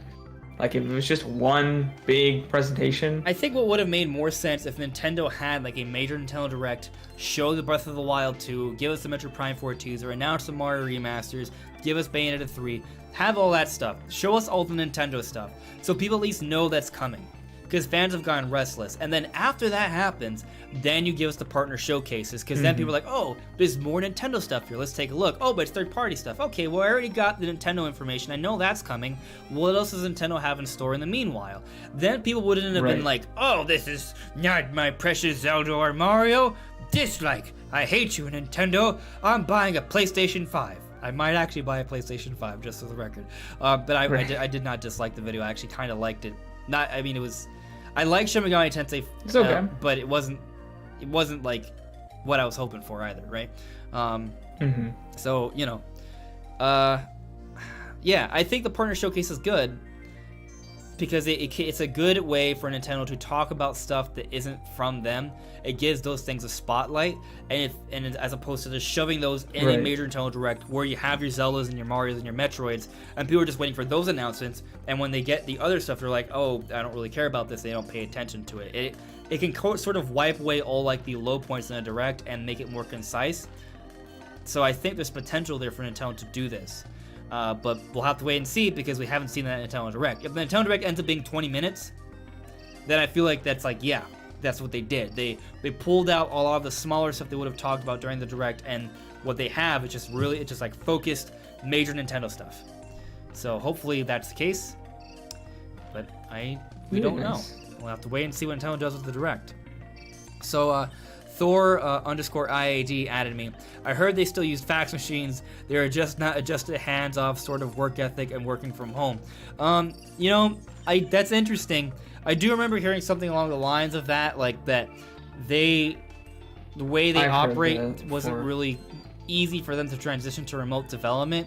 So it is, and it kind of goes to your point you brought up earlier, Brandon, how Sony is an entertainment company that has a whole bunch of like hardware. Maybe for them it was a lot easier to provide like equipment for their staff, but for Nintendo it was like, oh, we just make games, we have everything here, no one has that kind of stuff at home. Microsoft makes literally every part to a PC, the software, the hardware, everything, so every single component. So yeah, maybe that is the case, that because of that, Sony and Microsoft, it was a lot easier for them to provide the appropriate equipment to their staff and developers, so that led to more delays for Nintendo. That could be the case. Who knows? Maybe Nintendo gets their supplies from Microsoft or Sony, and they're like, "Oh, this is our chance. Let's delay our shipment." I don't think they would do that. That's a joke. No. Yeah. I do know that Sony is looking to purchase servers and stuff from Microsoft. Give me a second. I'm going to let my cat out of the room. I'm trying to be scared, so he might not. Let's look at the chat here. Let's see. What kind of comments we got here? I see Johnny. Let's say Zelda got delayed because of COVID. I can see it being a holiday 2021 or early 2022. Nintendo isn't rushing any game, let alone Zelda Breath of the Wild. I think I can speak for Andres here when I say that neither of us think it's going to be anywhere near like 2022. We're talking about Johnny was talking about he thought if Zelda did get delayed because of COVID, he could see it being holiday 21 or early 2022. And I was just saying, I think I speak for both of us when I say I don't think it's going to be 2022. No, I really doubt that. I think no. Yeah, I don't see that happening. The thing is, here's the thing. Maybe it was never meant to come out in 2020. Maybe, but let's say not then 2021. Right. Let's say hypothetically speaking, let's just assume, and it may very well not be the case, but let's just assume the plan was to get Breath of the Wild 2 out by holiday 2020. If that was the case, there's no way the pandemic would lead to delays that would delay it all the way until 2022. This remote development, yes, it causes some delays, but at most, I would say 6 months. At most, because they're not gonna stop working for 6 months. They're gonna continue to work, but that transition to getting everything set up at home, sort of getting into a pattern in terms of like how communicating remotely, that can lead to delays for sure. And it may be even it may not even be as efficient, but it's not going to lead to a delay that's over a year.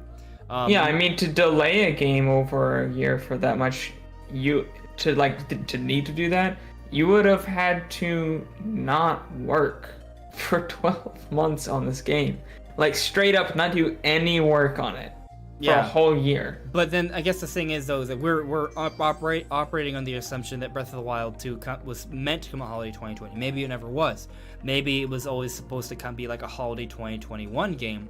And if that's the case, does a pandemic push it all the way into 2022?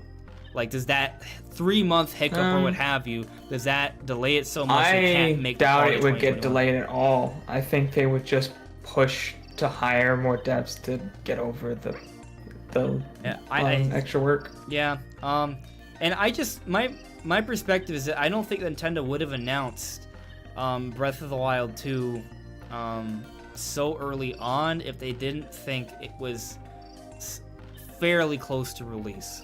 Right. Like, you don't announce Breath of the Wild 2 holiday 2019 and be like, oh, it's gonna come out in holiday 2022 or even early 2022. Like, what? No. Yeah, like, keep in mind that not trailer, in the Switch era, at least. Keep in mind that trailer was a story trailer. Story is usually done late into development for Zelda games. Not to mention that this is using the Breath of the Wild engine. There's already a foundation there. It's also in-game, unlike the one we saw for Breath of the Wild, which is a tech demo. Yeah. So all those things suggest the game is very far into development. So I have a hard time believing the game's going to be a 2022 game. I think it's possible it could end up being a holiday 2021 title, but I feel like that's kind of like the worst case scenario. Yeah. So we'll see. Yeah, I just don't think 2022 is in the cards for Breath of the Wild. I think it's for absolutely, if it's not by some miracle coming out this year, it is for sure coming out next year. For sure. Yeah. So, but kind of moving on here. Let's see. Birdman. What about a Mario-themed Switch launching with the Mario Collection? I would love that. That could happen. Yeah, maybe they could have some sort of. They should probably try and announce some sort of like holiday bundle. That would be. I think it's a really good idea. I could see something like that happening for sure. That makes. Just depends on if they can get the custom parts for it. If they can actually get them to be manufactured. Yeah. That might pose a problem. Yeah. So there's a couple other things we haven't addressed yet. Still want to get into the Donkey Kong speculation, but I'll save that to close out the podcast. There's one more topic I think we haven't addressed, and that is the Ocarina of Time trademark. So, I think, right? That yeah, pretty sure that's it. Yeah. I believe so. I think so. Yeah. So, because we talked about Pikmin 3, we talked about Nintendo sales, we talked about the Direct rumor, we talked about what were we just talking about? We already talked about the rating for No More Heroes. So I had 6 things to talk about. We already talked about 4. So the last one is Ocarina of Time trademark and then Donkey Kong. So for Ocarina of Time, we got a trademark recently, and people were thinking, oh man, Ocarina of Time just got trademarked. Does that mean there's some sort of Ocarina of Time port coming to Switch? No. Well, probably not. Probably not is what I would go with. Like, I think there's a small chance, but I think it's way more likely. Right. I think the answer is no. I think it's a possibility. The answer could be yes, but I think the answer is no. Yeah, because they needed to renew the trademark. They want to protect their intellectual property, and that's pretty much it. We've gotten trademarks for all sorts of things, and it doesn't amount to anything. We've gotten trademarks for Wave Race and F-Zero. We've gotten trademarks for Eternal Darkness. And all these awesome Yeah. Nintendo games that we want to make a comeback have not made a 99 comeback out of yet. 100 times, if you see a trademark, it's just them renewing the license for it. They don't actually have. Well, to be doesn't fair, actually mean anything. To be fair, I remember we got a Smash Brothers trademark renewal like a few months before the announcement for Smash Ultimate. So, you know, people have there have been occasions where a trademark has preceded an announcement, but it could have been just coincidence. Right. You know, so definitely with a trademark, it doesn't really do much for you. Now, when it's a rating like you don't have Heroes, to. You don't always have to renew the trademark right before you launch something if it's still good. Yeah. So it's not like every time before, at least from what I understand, they don't redo the trademark every single time they release something. They might make a new trademark if it has like a subtitle or something. But you're not gonna. Obviously, this is not that. Now, at the same time, though, I think a trademark is still good news because it means Nintendo still cares about that intellectual property. It means that they're not willing to just let it go and someone take up that name. Like they Have they ever done that? I don't know. I don't know. Have they made any trademarks for like Star Tropics? Probably. I don't know. We'd have to look I into wouldn't that. doubt it. Yeah. But point is that at least they care enough to keep that thing trademarked. So maybe someday they'll do something with it. And it's also worth noting that next year is Zelda's 35th anniversary, and if they do something big for Mario's 35th anniversary this year, especially after considering how successful Breath of the Wild 2 was and how Zelda is now at a different level of popularity, I definitely think Nintendo's going to want to try and capitalize off the anniversary. Now, it may be the case that what happens is that Breath of the Wild 2 is sort of pushed with the 35th anniversary. Zelda's 35th anniversary is February. If they really can hit that March period for Zelda to come out, then I think they do that and they push that as the anniversary game. But I did have a video like a week or so ago talking about maybe we get some Zelda remasters. Like if the Mario remasters are real, Nintendo sets a precedent for some sort of collection there. Maybe we also get a collection for Zelda sometime in 2021 as well. I think there's room to have both Breath of the Wild 2 and some sort of Zelda remaster collection, or at least Skyward Sword HD. But I think it would be like one half the year would be that, and the other half the year would be Zelda. So ideally, I would prefer to get Breath of the Wild 2 in March, and then if they have something else that works like a Zelda collection that could come out towards the latter half of the year. But of course, I can see how it makes more sense the other way around, because usually big holiday time is good for Zelda. But I also feel like it'd be really weird if Breath of the Wild 2 came out holiday 2021, because that would mean that it took them over 4 years to develop a sequel. Sequels don't take 4 years to make usually. Yeah, they don't. When they're using the same engine. They would have had to be on the like same super ambitious, or they had like complications or something if it took that long. Yeah. So it's a direct sequel using the same engine, and it's in Hyrule. It's not like it's going to another world. The one thing I will say is we do have like we've seen that they have gone into that engine and, at least on the graphics side, improved quite a bit of it. Yeah. So we don't know how long it took for them to put in those improvements. Yeah, we don't know. And we don't know other improvements that may be existing that took time to implement. And it could be the case that what they want to do with Breath of the Wild 2 is a lot. Like, even if it is in Hyrule, maybe they want to change the world so much, there's so much going on there, that it does take over 4 years of development using these same There could be some kind of them. Mechanic that interacts with the physics engine in a new way. Or maybe they wanted to, like, water physics and things like that. So maybe they have to deal with that. It's true. Like, maybe like Breath of the Wild's physics engine is a huge accomplishment. Maybe they want to completely overhaul it and really change it up and do even more with it. And if they want to make such a big jump with the physics, that would require a great deal of work. So, and it could be the case. That was why Breath of the Wild took so long, the work on the physics engine. So maybe they are trying to overhaul that. And if that's the case, hey, all right, well, that means that Breath of the Wild 2 is going to blow my mind whenever it does come out. Like, I think it's going to blow my mind. I think Breath of the Wild 2 would have blown my mind if it came out this year. Like, 3 years or 3.5 years to make a game that you already have the engine for and the assets for. Like, there's so much that can be done there. Like, that's more than enough time to make a huge game that feels really fresh and unique. But if you add even more time to that, well, I don't know, man. Breath of the Wild 2 is probably going to be huge. So I'm definitely really excited about it. I'm actually thinking about working on a theory for Breath of the Wild 2, how we might see the return of the Triforce in that game, because the Triforce wasn't really in Breath of the Wild until the very, very end. So I think something maybe could be with that. Especially, I don't think did they ever even mention it by name? I don't think they did. Like in the cutscenes at least. But here's the thing that's worth noting. Ganondorf is in Breath of the Wild too, right? That is the course you see in there.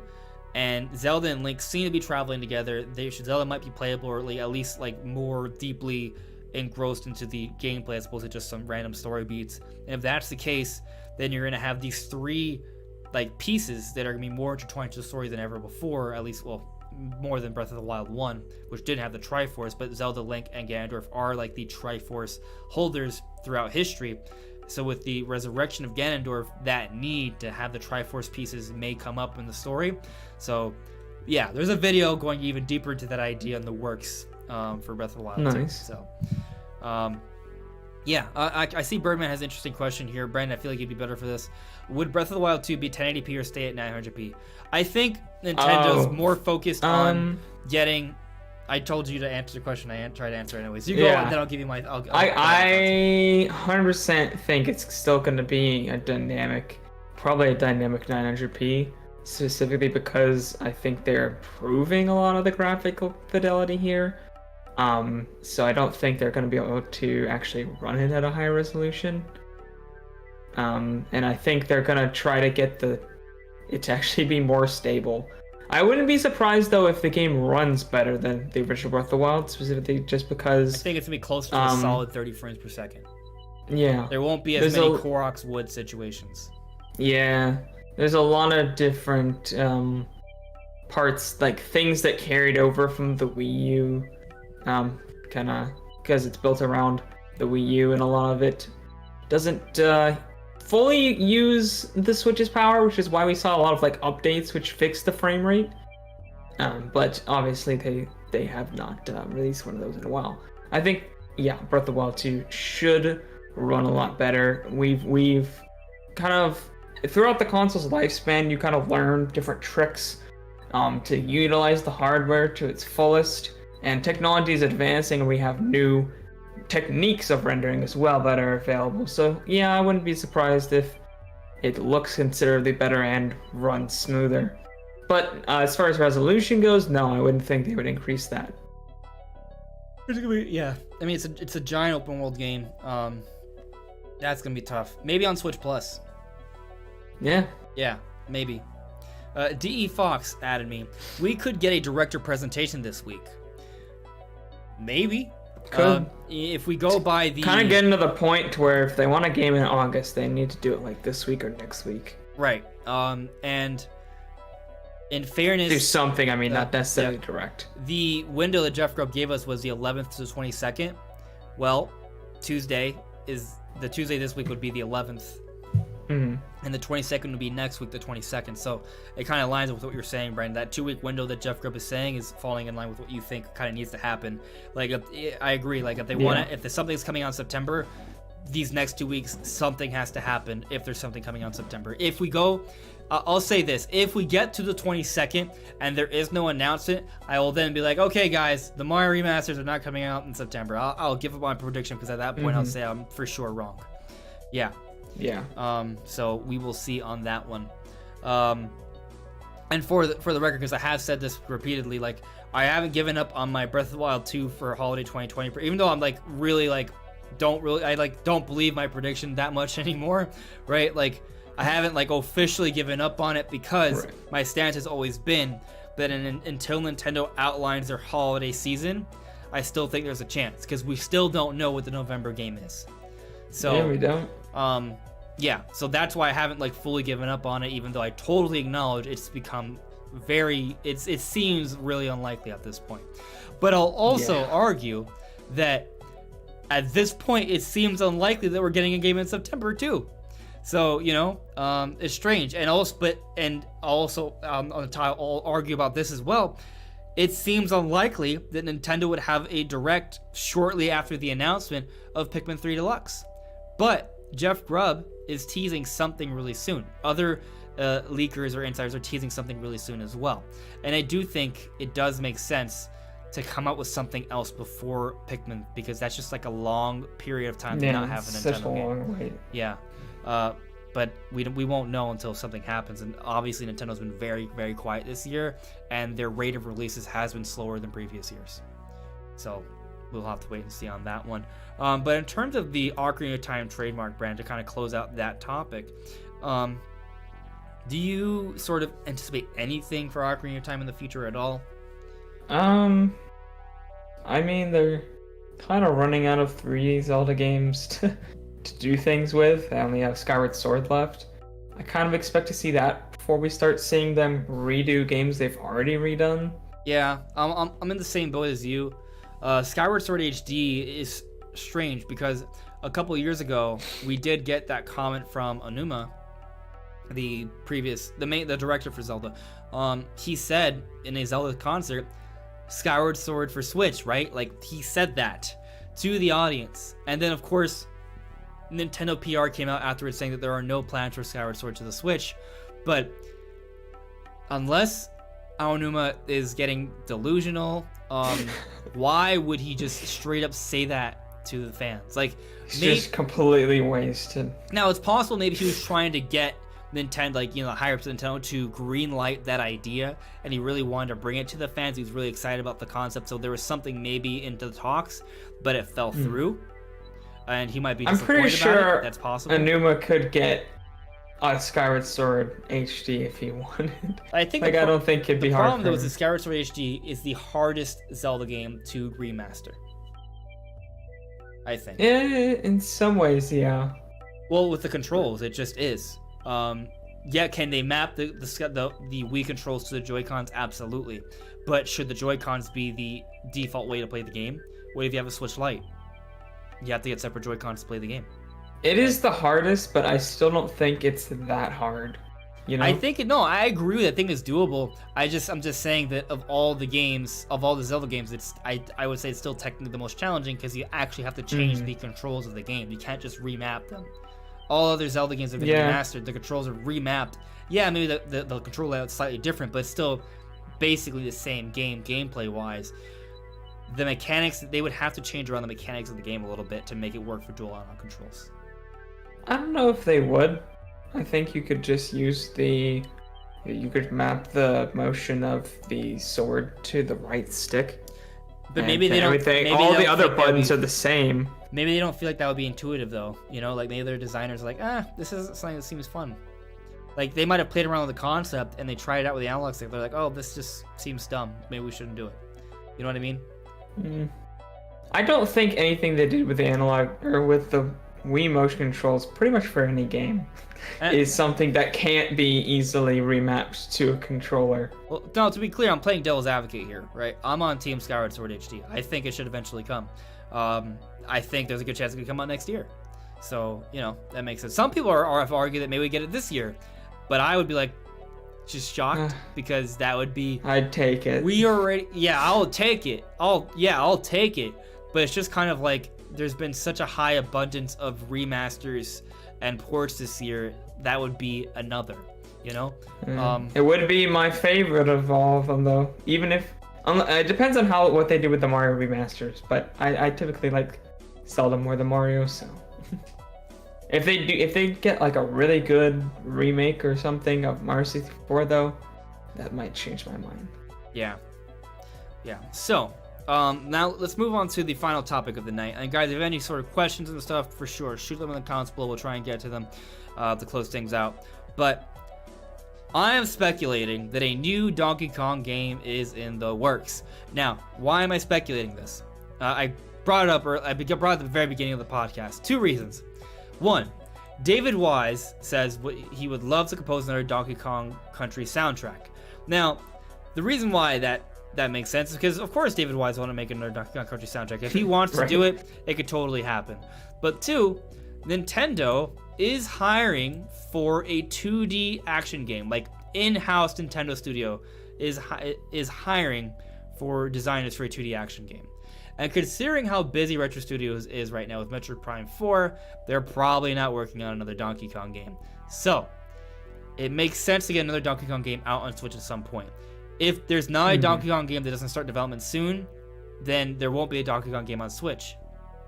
Because, I mean, that is true. We may have, 3 more years left on Switch. Game development could take up to 3 years. Probably. I mean, maybe a 2D Donkey Kong game could take 2 years, but the point is it has to start relatively soon. And I think Donkey Kong is there needs to be a new entry on the Switch. First of all, I'm of the frame of mind that pretty much every Nintendo IP should get at least one new entry on the Switch, because this is a situation where Nintendo has more resources than before for one particular system because they're focusing on one platform. What that means is that more games, more studios to work on different projects, as opposed to diverting resources to get a Mario Kart on both the 3DS and the Wii U in one generation. They can just make one Mario Kart and then focus on something else. Although there are theories of Mario Kart 9, but I'm pretty sure you guys get my point that there's more. Nintendo can be a little bit more efficient with their development process here and get to doing more games. It's definitely possible for them to put out a new game for every IP. The question is, do they want to, or do they think it's worth it? I think that's a fantastic point. If we bring up things like F-Zero or Wave Race or Kid Icarus, we want them, but does Nintendo think it'll sell well? I see that point. I'll raise you the point that everything sells well on Switch. So I think those games can find a whole new audience and do really well on Switch. And Nintendo could find other big sellers if they put out more new IPs during the Switch, and they may find themselves being really successful. They took a chance on Fire Emblem. They took a chance on Animal Crossing. Nintendo's taking a chance on Metroid. And that's why Metroid Prime 4 is so important, because when that comes out, it has huge potential to be the best-selling. It will. It's pretty much guaranteed. Metroid Prime 4 is going to be the best-selling Metroid game of all time. And what may happen is that then Nintendo's going to find an audience for Metroid Prime, and then they're like, oh, well, every time we make this, we're for sure going to make a lot of money. So we're going to continue to make Metroid Prime games. Something that just occurred to me, isn't it kind of weird that Nintendo actually greenlit Paper Mario, Origami King, period? The fact that they looked at that game and was like, yeah, this will sell enough to be worth it. When Sticker Star and Color Splash were a thing, and this is not going for something that's sticking to what they know will sell well. Well, I'll say that 1, Mario always has the potential to sell really well. 2, I think something else to be taken into consideration is, what do the developers want to make? I think they do have some influence in terms of what's made. It's not just straight up Nintendo's like, hey, do this. I don't care what you want to do. I think there is definitely some of that. They're not EA. But I think there's a bit of a discussion there. And if the studio is really excited to make a game, then for sure. And on top of that, Origami King, while I do think it looks better than Color Splash, it's very clearly based off a similar engine. So there is a lot less resource. They didn't have to spend as much time creating a whole new engine to make a new Paper Mario game. They already had one. They just sort of enhanced it a little bit and made a new game. So that was easier for them to do. And many of the assets are the same. Yeah. His character model is the same exact assets, just a higher resolution model. Yeah. Sprite? I don't know how that works. So with this game. And another thing I wanted to bring up though is that, in terms of Donkey Kong, though, another reason why I think Donkey Kong makes sense more than a whole bunch of other Nintendo IP, even though I think it makes sense for any Nintendo IP to be brought to the Switch, is that Donkey Kong sells better than all those other unused Nintendo IP, including Metroid. It does. It's way better than all of those. Retro Studios' best-selling games are Donkey Kong Country games. They aren't their highest rated. They're still very highly rated, don't get me wrong, but the Metroid Prime series is more highly rated. Point is, Donkey Kong sells. So getting out a new Donkey Kong game on Switch makes a lot of sense. And on top of that, before the Mario Galaxy team moved on to Mario Galaxy, they made Donkey Kong Jungle Beat. Now, and Retro Studios took up the reins for Donkey Kong for the last decade or so. Maybe now the Mario team is going to take the Donkey Kong back, make something with that. Would be interesting to see a 2D Donkey Kong not made by Rare or Retro. Jungle Beat, I think, was a pretty good game. So I did not play that. Yeah. So. Maybe we'll get some of that for the next Donkey Kong game. Maybe they'll take the model of what was done with Donkey Kong Country from Retro Studios, and they'll sort of build upon that. And I believe that an in-house Nintendo can make any game really good, so I'm not worried about the quality there. I think it's gonna be really good. So I believe a Donkey Kong game, if it's not in the works now, will be in the works really, really soon. And I think it'll be awesome. Now, the disappointing thing is that we're talking about a 2D Donkey Kong game here. I really want a 3D Donkey Kong game. Yes.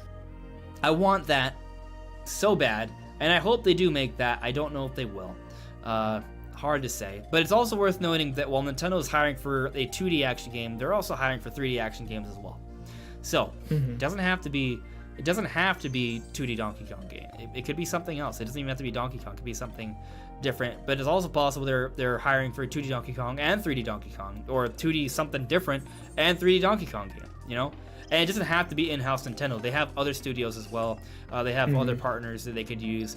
So what if it's a 2D Zelda game? Yeah, why not? I think eventually we should see a new I would like to see a new 2D Zelda game on Switch. I would love to see one. Like, I think what's going to happen is that Breath of the Wild 2 is going to be the last 3D Zelda game on Switch, provided there's no remasters. And a new 2D Zelda game still hasn't happened yet, so I think we could see that.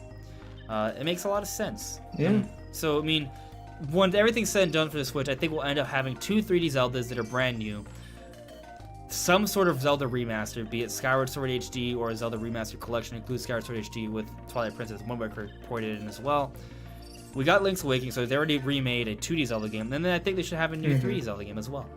I think that'd be really awesome. I mean, imagine if like A Link Between Worlds is like HD, you know? It'd be nice. It would be really nice. Yeah. The thing about Link's Awakening, I enjoyed it, but it definitely, in terms of like design of the game, it felt such a Game Boy game. Yeah, it definitely was a little bit more simplistic, a little short. So I would like to see what Nintendo could do with a brand new 2D Zelda game on the Switch. And I think that's the special thing about seeing like some 2D games on Switch from Nintendo. Like, I'm really excited about seeing 2D Metroid. Because if we get Metroid 5 or a Metroid Fusion Remake or whatever, anything 2D Metroid, it's going to be the first HD Metroid, assuming Prime Trilogy doesn't come out first. But like, there's a lot of rumors for 2D Metroid, and that's going to be the first HD Metroid. It's going to look great. Now, if you want an idea of how 2D Metroid looks in 3D, well, there's Samus Returns. Like, I expect it to be like that, but with like HD textures and lighting and all of that stuff. So it's going to be awesome. And I guess I would like to see a 2D Mario at some point too, but I'll say I'd much rather see 2D Zelda and 2D Metroid made first. And I would definitely, yeah. My hierarchy here is 2D Metroid, Donkey Kong, 2D Zelda, and then in terms of like 2D like franchises from Nintendo, because we already have the Mario Maker series, and that offers a lot of 2D gameplay right there. I don't think we need 2D Mario, but it wouldn't shock me if we eventually get another 2D Mario. Yeah, I think as far as like my favorite 2D series from Nintendo, I mean it is different from my 3D series because Mario is in there, whereas in 2D it's not. Otherwise, Zelda's still on top, so my favorite would still be 2D Zelda games. And it's just one of those games where a lot of 2D games are like, oh, I'm not really that excited for it, but I'm always super excited for 2D Zelda. But also, if they did do a new 2D Donkey Kong, Tropical Freeze is one of my favorite 2D platformers. In fact, it's my favorite 2D platformer ever made. So I would like it. Yeah, I mean, yeah, 2D Donkey Kong is just great. Like, yeah. Did I rank 2D Donkey Kong? Yeah, I did rate 2D Donkey Kong ahead of Zelda, just because. Yeah, Donkey Kong cartridge is just so good, man. It's so good. I probably should replay the old ones because I never finished the old ones. But yeah, I haven't played the old ones very much. Mostly just Tropical Freeze and a little bit of the Wii one, Return. Yeah, Returns is really good. Yeah, Donkey Kong's awesome. I mean, I would like. If we don't get a 3D Donkey Kong game anytime soon, I will be somewhat disappointed, but I will still be very happy with 2D Donkey Kong because it's just so good. Like, of Nintendo's 2D franchises, I feel like it's actually the best one. Well, actually, there's Metroid as well, but it's really good, man. It's so good. So I hope we get another one really soon. I feel like if I had to place my bets, I'll say that 2D Donkey Kong is way more likely than 3D Donkey Kong. Especially because we know... they've only ever made the one 3D Donkey Kong, and it's not exactly critically acclaimed. Right. And that would require probably more resources to make. Nintendo knows that 2D Donkey Kong will sell. They don't know 3D Donkey Kong will sell as well. And it's probably a lot harder to make. It's going to cost a lot more. So from a business perspective, 2D Donkey Kong game is kind of like a sure bet. But if they use the Odyssey engine to make a 3D Donkey Kong game, I think you have some serious potential there. So, who knows? Maybe the next Mario game will have Donkey Kong in there. That'd be nice. Yeah, it'd be cool, right? I mean, he is sort of in Odyssey. Kinda. It's hinted at, alluded to a ton. But maybe next time he's actually. It would be super cool if he was actually there in like Odyssey 2 or something. Like Donkey Kong Jr. Donkey Kong, not Cranky Kong as original Donkey Kong. Just for those who are confused, the idea is that the original Donkey Kong, like the 2D one with the red girders, that Donkey Kong ages and becomes Cranky Kong, and Donkey Kong Jr., the sequel to Donkey Kong, that Donkey Kong grew up to be the Donkey Kong we know today, the one we see in Donkey Kong Country Returns or any of the Donkey Kong Country games and 64 and all of that. The one who fights King K. Rool. That's another thing. King K. Rool has got to happen, bro. King K. Rool's got to be the next Donkey Kong. Dude, if he's the main villain of a new Donkey Kong, yeah. I don't care if it's 2D or 3D, that'd be awesome. Yeah. But before we call it a night, let's check in with the chat real quick, answer a couple questions, and then we'll call it a night. So, Joshua Ayers, Andres, what about Zelda Oracle games being remastered? If we get Zelda Oracle games being remastered as opposed to 2D Zelda, I'll still be excited for that because I didn't get a chance to play those. I think it'd be pretty cool. Let's see, discount link. What about? Yep, same question there. Yep. Patrick Bradley, 3D Kirby is what we need. You know what? 3D Kirby. That I don't know how that would work. Done it. That doesn't mean they can't make it work, but I mean, I guess the thing is that we've gotten so many 2D Kirby games, like I never really feel compelled to get them because they're all very similar. Yeah. I definitely would like to see them sort of reinvent Kirby a little bit, and if that means like a 3D Kirby game, I wouldn't have liked cool. Star Allies if it was good. It was just not a very good game. I think if they made something that's unique, like Yoshi is still doing, like Crafted World was still really good. I think Willy World was a bit better, but like they have a formula that's working. I think Kirby, like Kirby's Epic Yarn is still like a great game, and that was obviously released on the 3DS recently. Like do something unique with it. Like they keep doing with Yoshi. They change the art style every single time, and they make it like really unique and really fun. And the level design's great, whereas Star Allies, the level design was boring and the game looked good, but it didn't look like, it looked kind of generic, and then it was way too easy. Yeah, I mean, I liked the visuals for Kirby Star Allies, but when I played that demo, it just didn't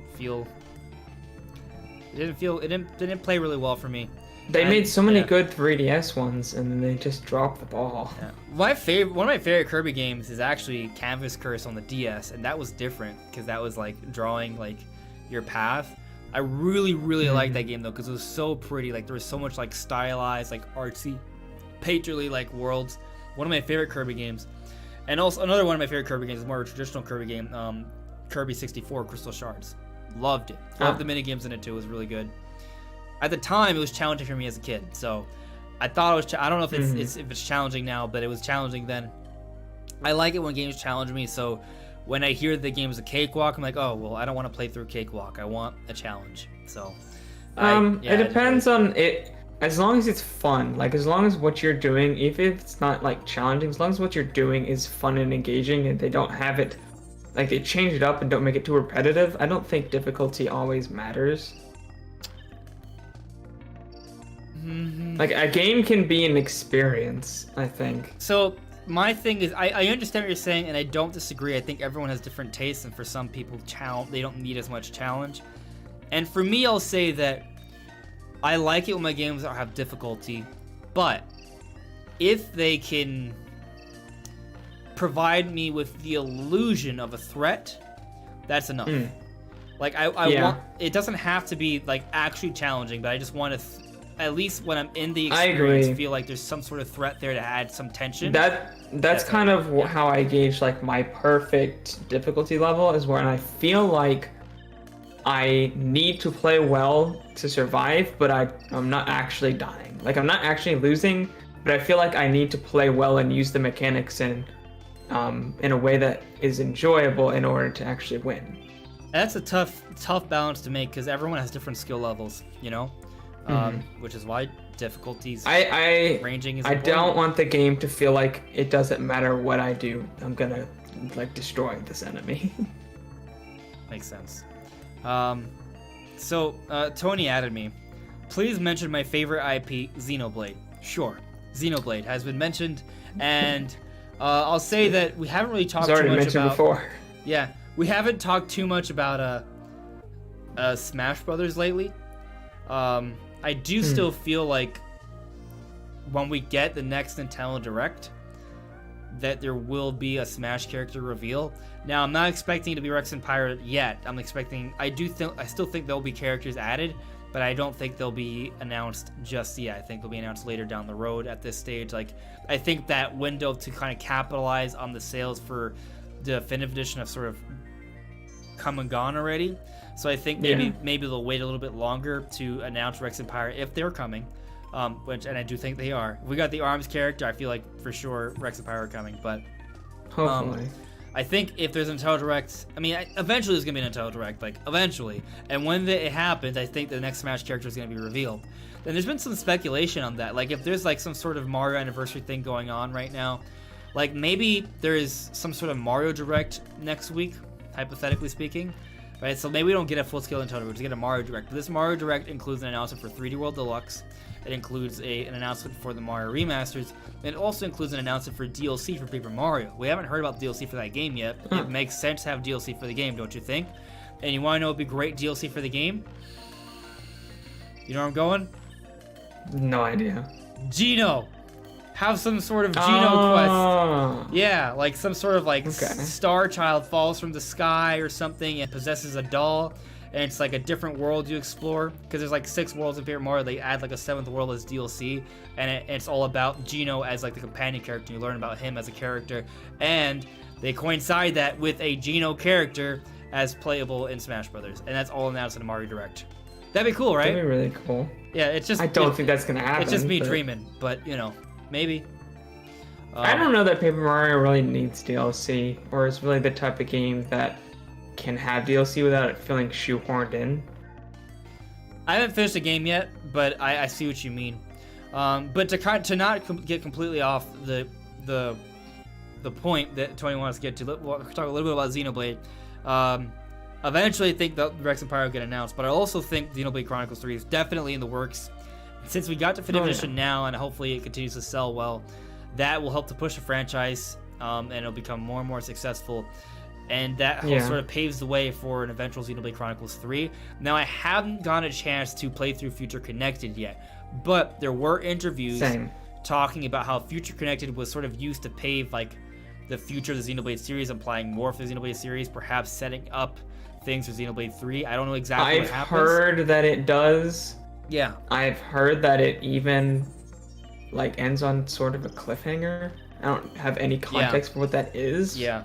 But yeah. Now, I'll say this. I am planning on getting back to streaming on Twitch, and I've heard some people like ask me to play Xenoblade instead of Paper Mario. Probably like alternate, but I'll probably start with Xenoblade next week and try and like get through that soon.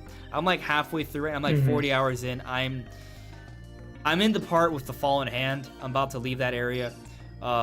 So I'm getting close to the end, but I'm not quite there yet. I probably have like another 40 hours if you include Future Connected. But yeah, I'm gonna start streaming that soon, so check me out on Twitch. I'm planning to start this Wednesday, hopefully.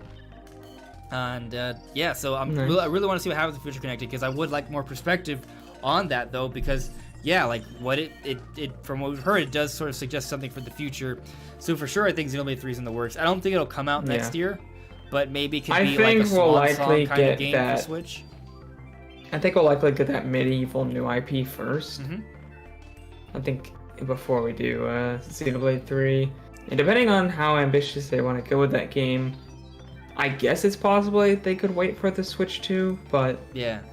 they could have it come out at the end of the Switch's life cycle. I mean, with how early Xenoblade Chronicles 2 came out, it's possible they could get it done. Yeah. And they haven't done that before, I don't think. Maybe back in the day when they were still like working on like Xenosaga and Xenogears, they did that. I don't know. But at least with what they've been when they're Monolith Soft working for Nintendo, they have not done that. Yeah. They've never released 2 games in one console before. 2 Xenoblade games. They've been getting bigger as a studio, so we'll Oh see. yeah, a lot bigger. We'll see. Yeah, but you're right. But well, Switch has gotten a lot of Xenoblade Chronicles 2, Torn the Golden Country, and Definitive Edition. So maybe we should just be happy with that, right? But I don't know, man. We'll see. We'll see. It probably will take a few years to get Xenoblade out there, though. So yeah, maybe we see a Xenoblade X port before we see Xenoblade 3. Which I would love, actually. I would love to see Xenoblade X on Switch. I think the Xenoblade X to me is the best Wii U game, and of all the Wii U ports, I feel like that one really deserves a second chance. So, yeah, I would like to see that, and I think that would help Monolith Soft a lot because they probably spent a lot of time to making that game. I'm sure they did. A lot of time, a lot of money. It's a huge game. Yeah. So I'd like to see that happen at some point. Birdman brought up how Square owns Geno's rights, but he would love that. Well, I'll point out that, yeah, you're right, but who says the Fires Pass can't have third-party characters? You know? So, there's that. Now, if Geno's involved in Paper Mario, that is a little trickier, for sure. So, again, it's Square's relationship with Nintendo lately has been good, though. Yeah, I think they could pull that off. Will they? I don't know. But it's possible. I will say it hasn't been amazing, their relationship. I mean, we haven't gotten a lot of Square Enix games, but with the ones they have gotten, they've put a lot of support in it. I'd say Dragon Quest XI is the best Switch port, Switch third-party port, period. Like, they went back and remade so many assets specifically for that game. Yeah. They practically remade the whole game. And it looks almost just like the PS4 game, but the assets are just handcrafted for the Switch in a way that runs a lot better. Instead of just downscaling the assets and just making it run brute force. If you're looking for a really big adventure RPG to play, there's Dragon Quest XI's on the Switch. So that is a good one, for sure. But I feel like we've pretty much covered all the topics for this week. Brandon, is there anything else you want to talk about before we call it a night? I don't remember if I mentioned this. I meant to back when we were talking about Animal Crossing. I read I didn't read the whole article, but I saw that it is the second best-selling game in Japan ever. Yeah, I heard that. What's the first? I don't think we brought that up before. That I don't know. I don't know what the first is. I imagine it's probably like Wii Sports or something. Maybe. Or Tetris or something like that. Ooh, Tetris sound. I don't know. Let me see. Maybe I can look it up real quick. Let me see. Best-selling games in Japan, right? Yeah. Gonna make sure you put like an of all time or something, though. It's probably just gonna pull up sales numbers. Best-selling games of all time in Japan. First thing comes up is Animal Crossing.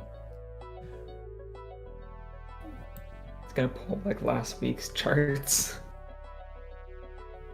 It's not what we want. Yeah, I'm looking at an article from 2012. So Birdman says it's Minecraft. Well, that makes sense. Could definitely be. That makes sense. Minecraft is a monster. So I'm also hearing it's Pokemon Red and Blue, so who knows? Yep. According to this, it's Pokemon Red and Blue. Or is this just from Nintendo games? No, there's other stuff on here that's not Nintendo games. So I'll show you the list right here, so you guys can see what we're talking about. All right. So Pokemon Red, Green, and Blue, 10 million. Animal Crossing Horizon 7. This is for Japan. Okay. Wait, what? 10 million Japan? Really? Let me say, the library has crunched the number, revealing the most recent entry is now the second best-selling video game ever within Japan. Okay, yeah, I mean, so Japan. So Animal Crossing has sold 7.5 million in Japan. I want to point out that Japan is an island. It's a very... It's not very big. It's a densely populated island, but it is still an island. So, wow. Pokemon almost half of this of Animal Crossing's total sales are from Japan. Half. I said almost. I feel like it's closer to a third, Brandon. That's true. 7.5. We multiply that by 3. That is because we're at 22 million then. And Animal Crossing's at 22.4. Yeah. Still, it's still a significant chunk of Animal Crossing sales has come from Japan. That is just ridiculous. And what's crazy is that it could end up being the best-selling game in Japan. You know, like it's only been out for a few. Pokemon's been out since like the 90s. So, and it's really close. It's just a little bit over 2.5 million before it would pass it. I could see that happening. It's crazy, man. It's not the only Switch game on this list. Smash Bros. Ultimate clocks in at number 13. Wow. And Sword and Shield at 16. Yeah. Pokemon is huge in Japan. Like, I want to point out how there's like, how many Mario games on this list? 1? 2? There are 3 Mario games on this list. But like, Pokemon is just like, and comes up like 5. Consider this, like Animal Crossing and Pokemon seem to be doing better than Mario. No. There's more than that. So Mario at 4, Mario at 5, Mario at 14, Mario at 20. So there's 4 Mario games on this list. 4 Mario games, okay. And they're all 2D Mario games, which is interesting. Yeah, 2D Mario sells a lot better than 3D in general. It does. But Mario Odyssey's at 18 million though, so like Mario Maker has not sold as much as. Where is Mario Maker at? Is it even in the top 10 for Switch? Mario Maker just really flopped for some reason. Well, you don't have the screen to like build levels. So there's that. There is still a 2D Mario in the so wow, this outsold Mario Maker 2. Nope. And now it makes more sense to me why Nintendo had both these come out, because it made money. Yeah, it makes sense. And then of course there's Mario Party. Yep. Very interesting stuff here, for sure. But I feel like we've reached the natural conclusion to this podcast, guys. It is crazy with everything that's going on lately. Maybe the Direct will be announced this month. Maybe not. I don't know. At least we have Pikmin 3 Deluxe to look forward to. I think more is coming, but at least we have that. And there are a lot of games on Switch that we could still play. There's a lot of games on there.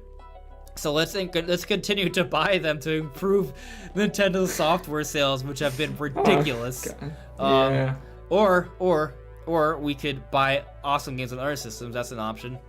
Maybe Nintendo will then put out other games so we don't do that. Either way, do what you want, have fun, and thanks for watching. We'll see you really soon. Yeah. See you guys. As soon as the stream ends, it just won't. YouTube's not working. All right, see you.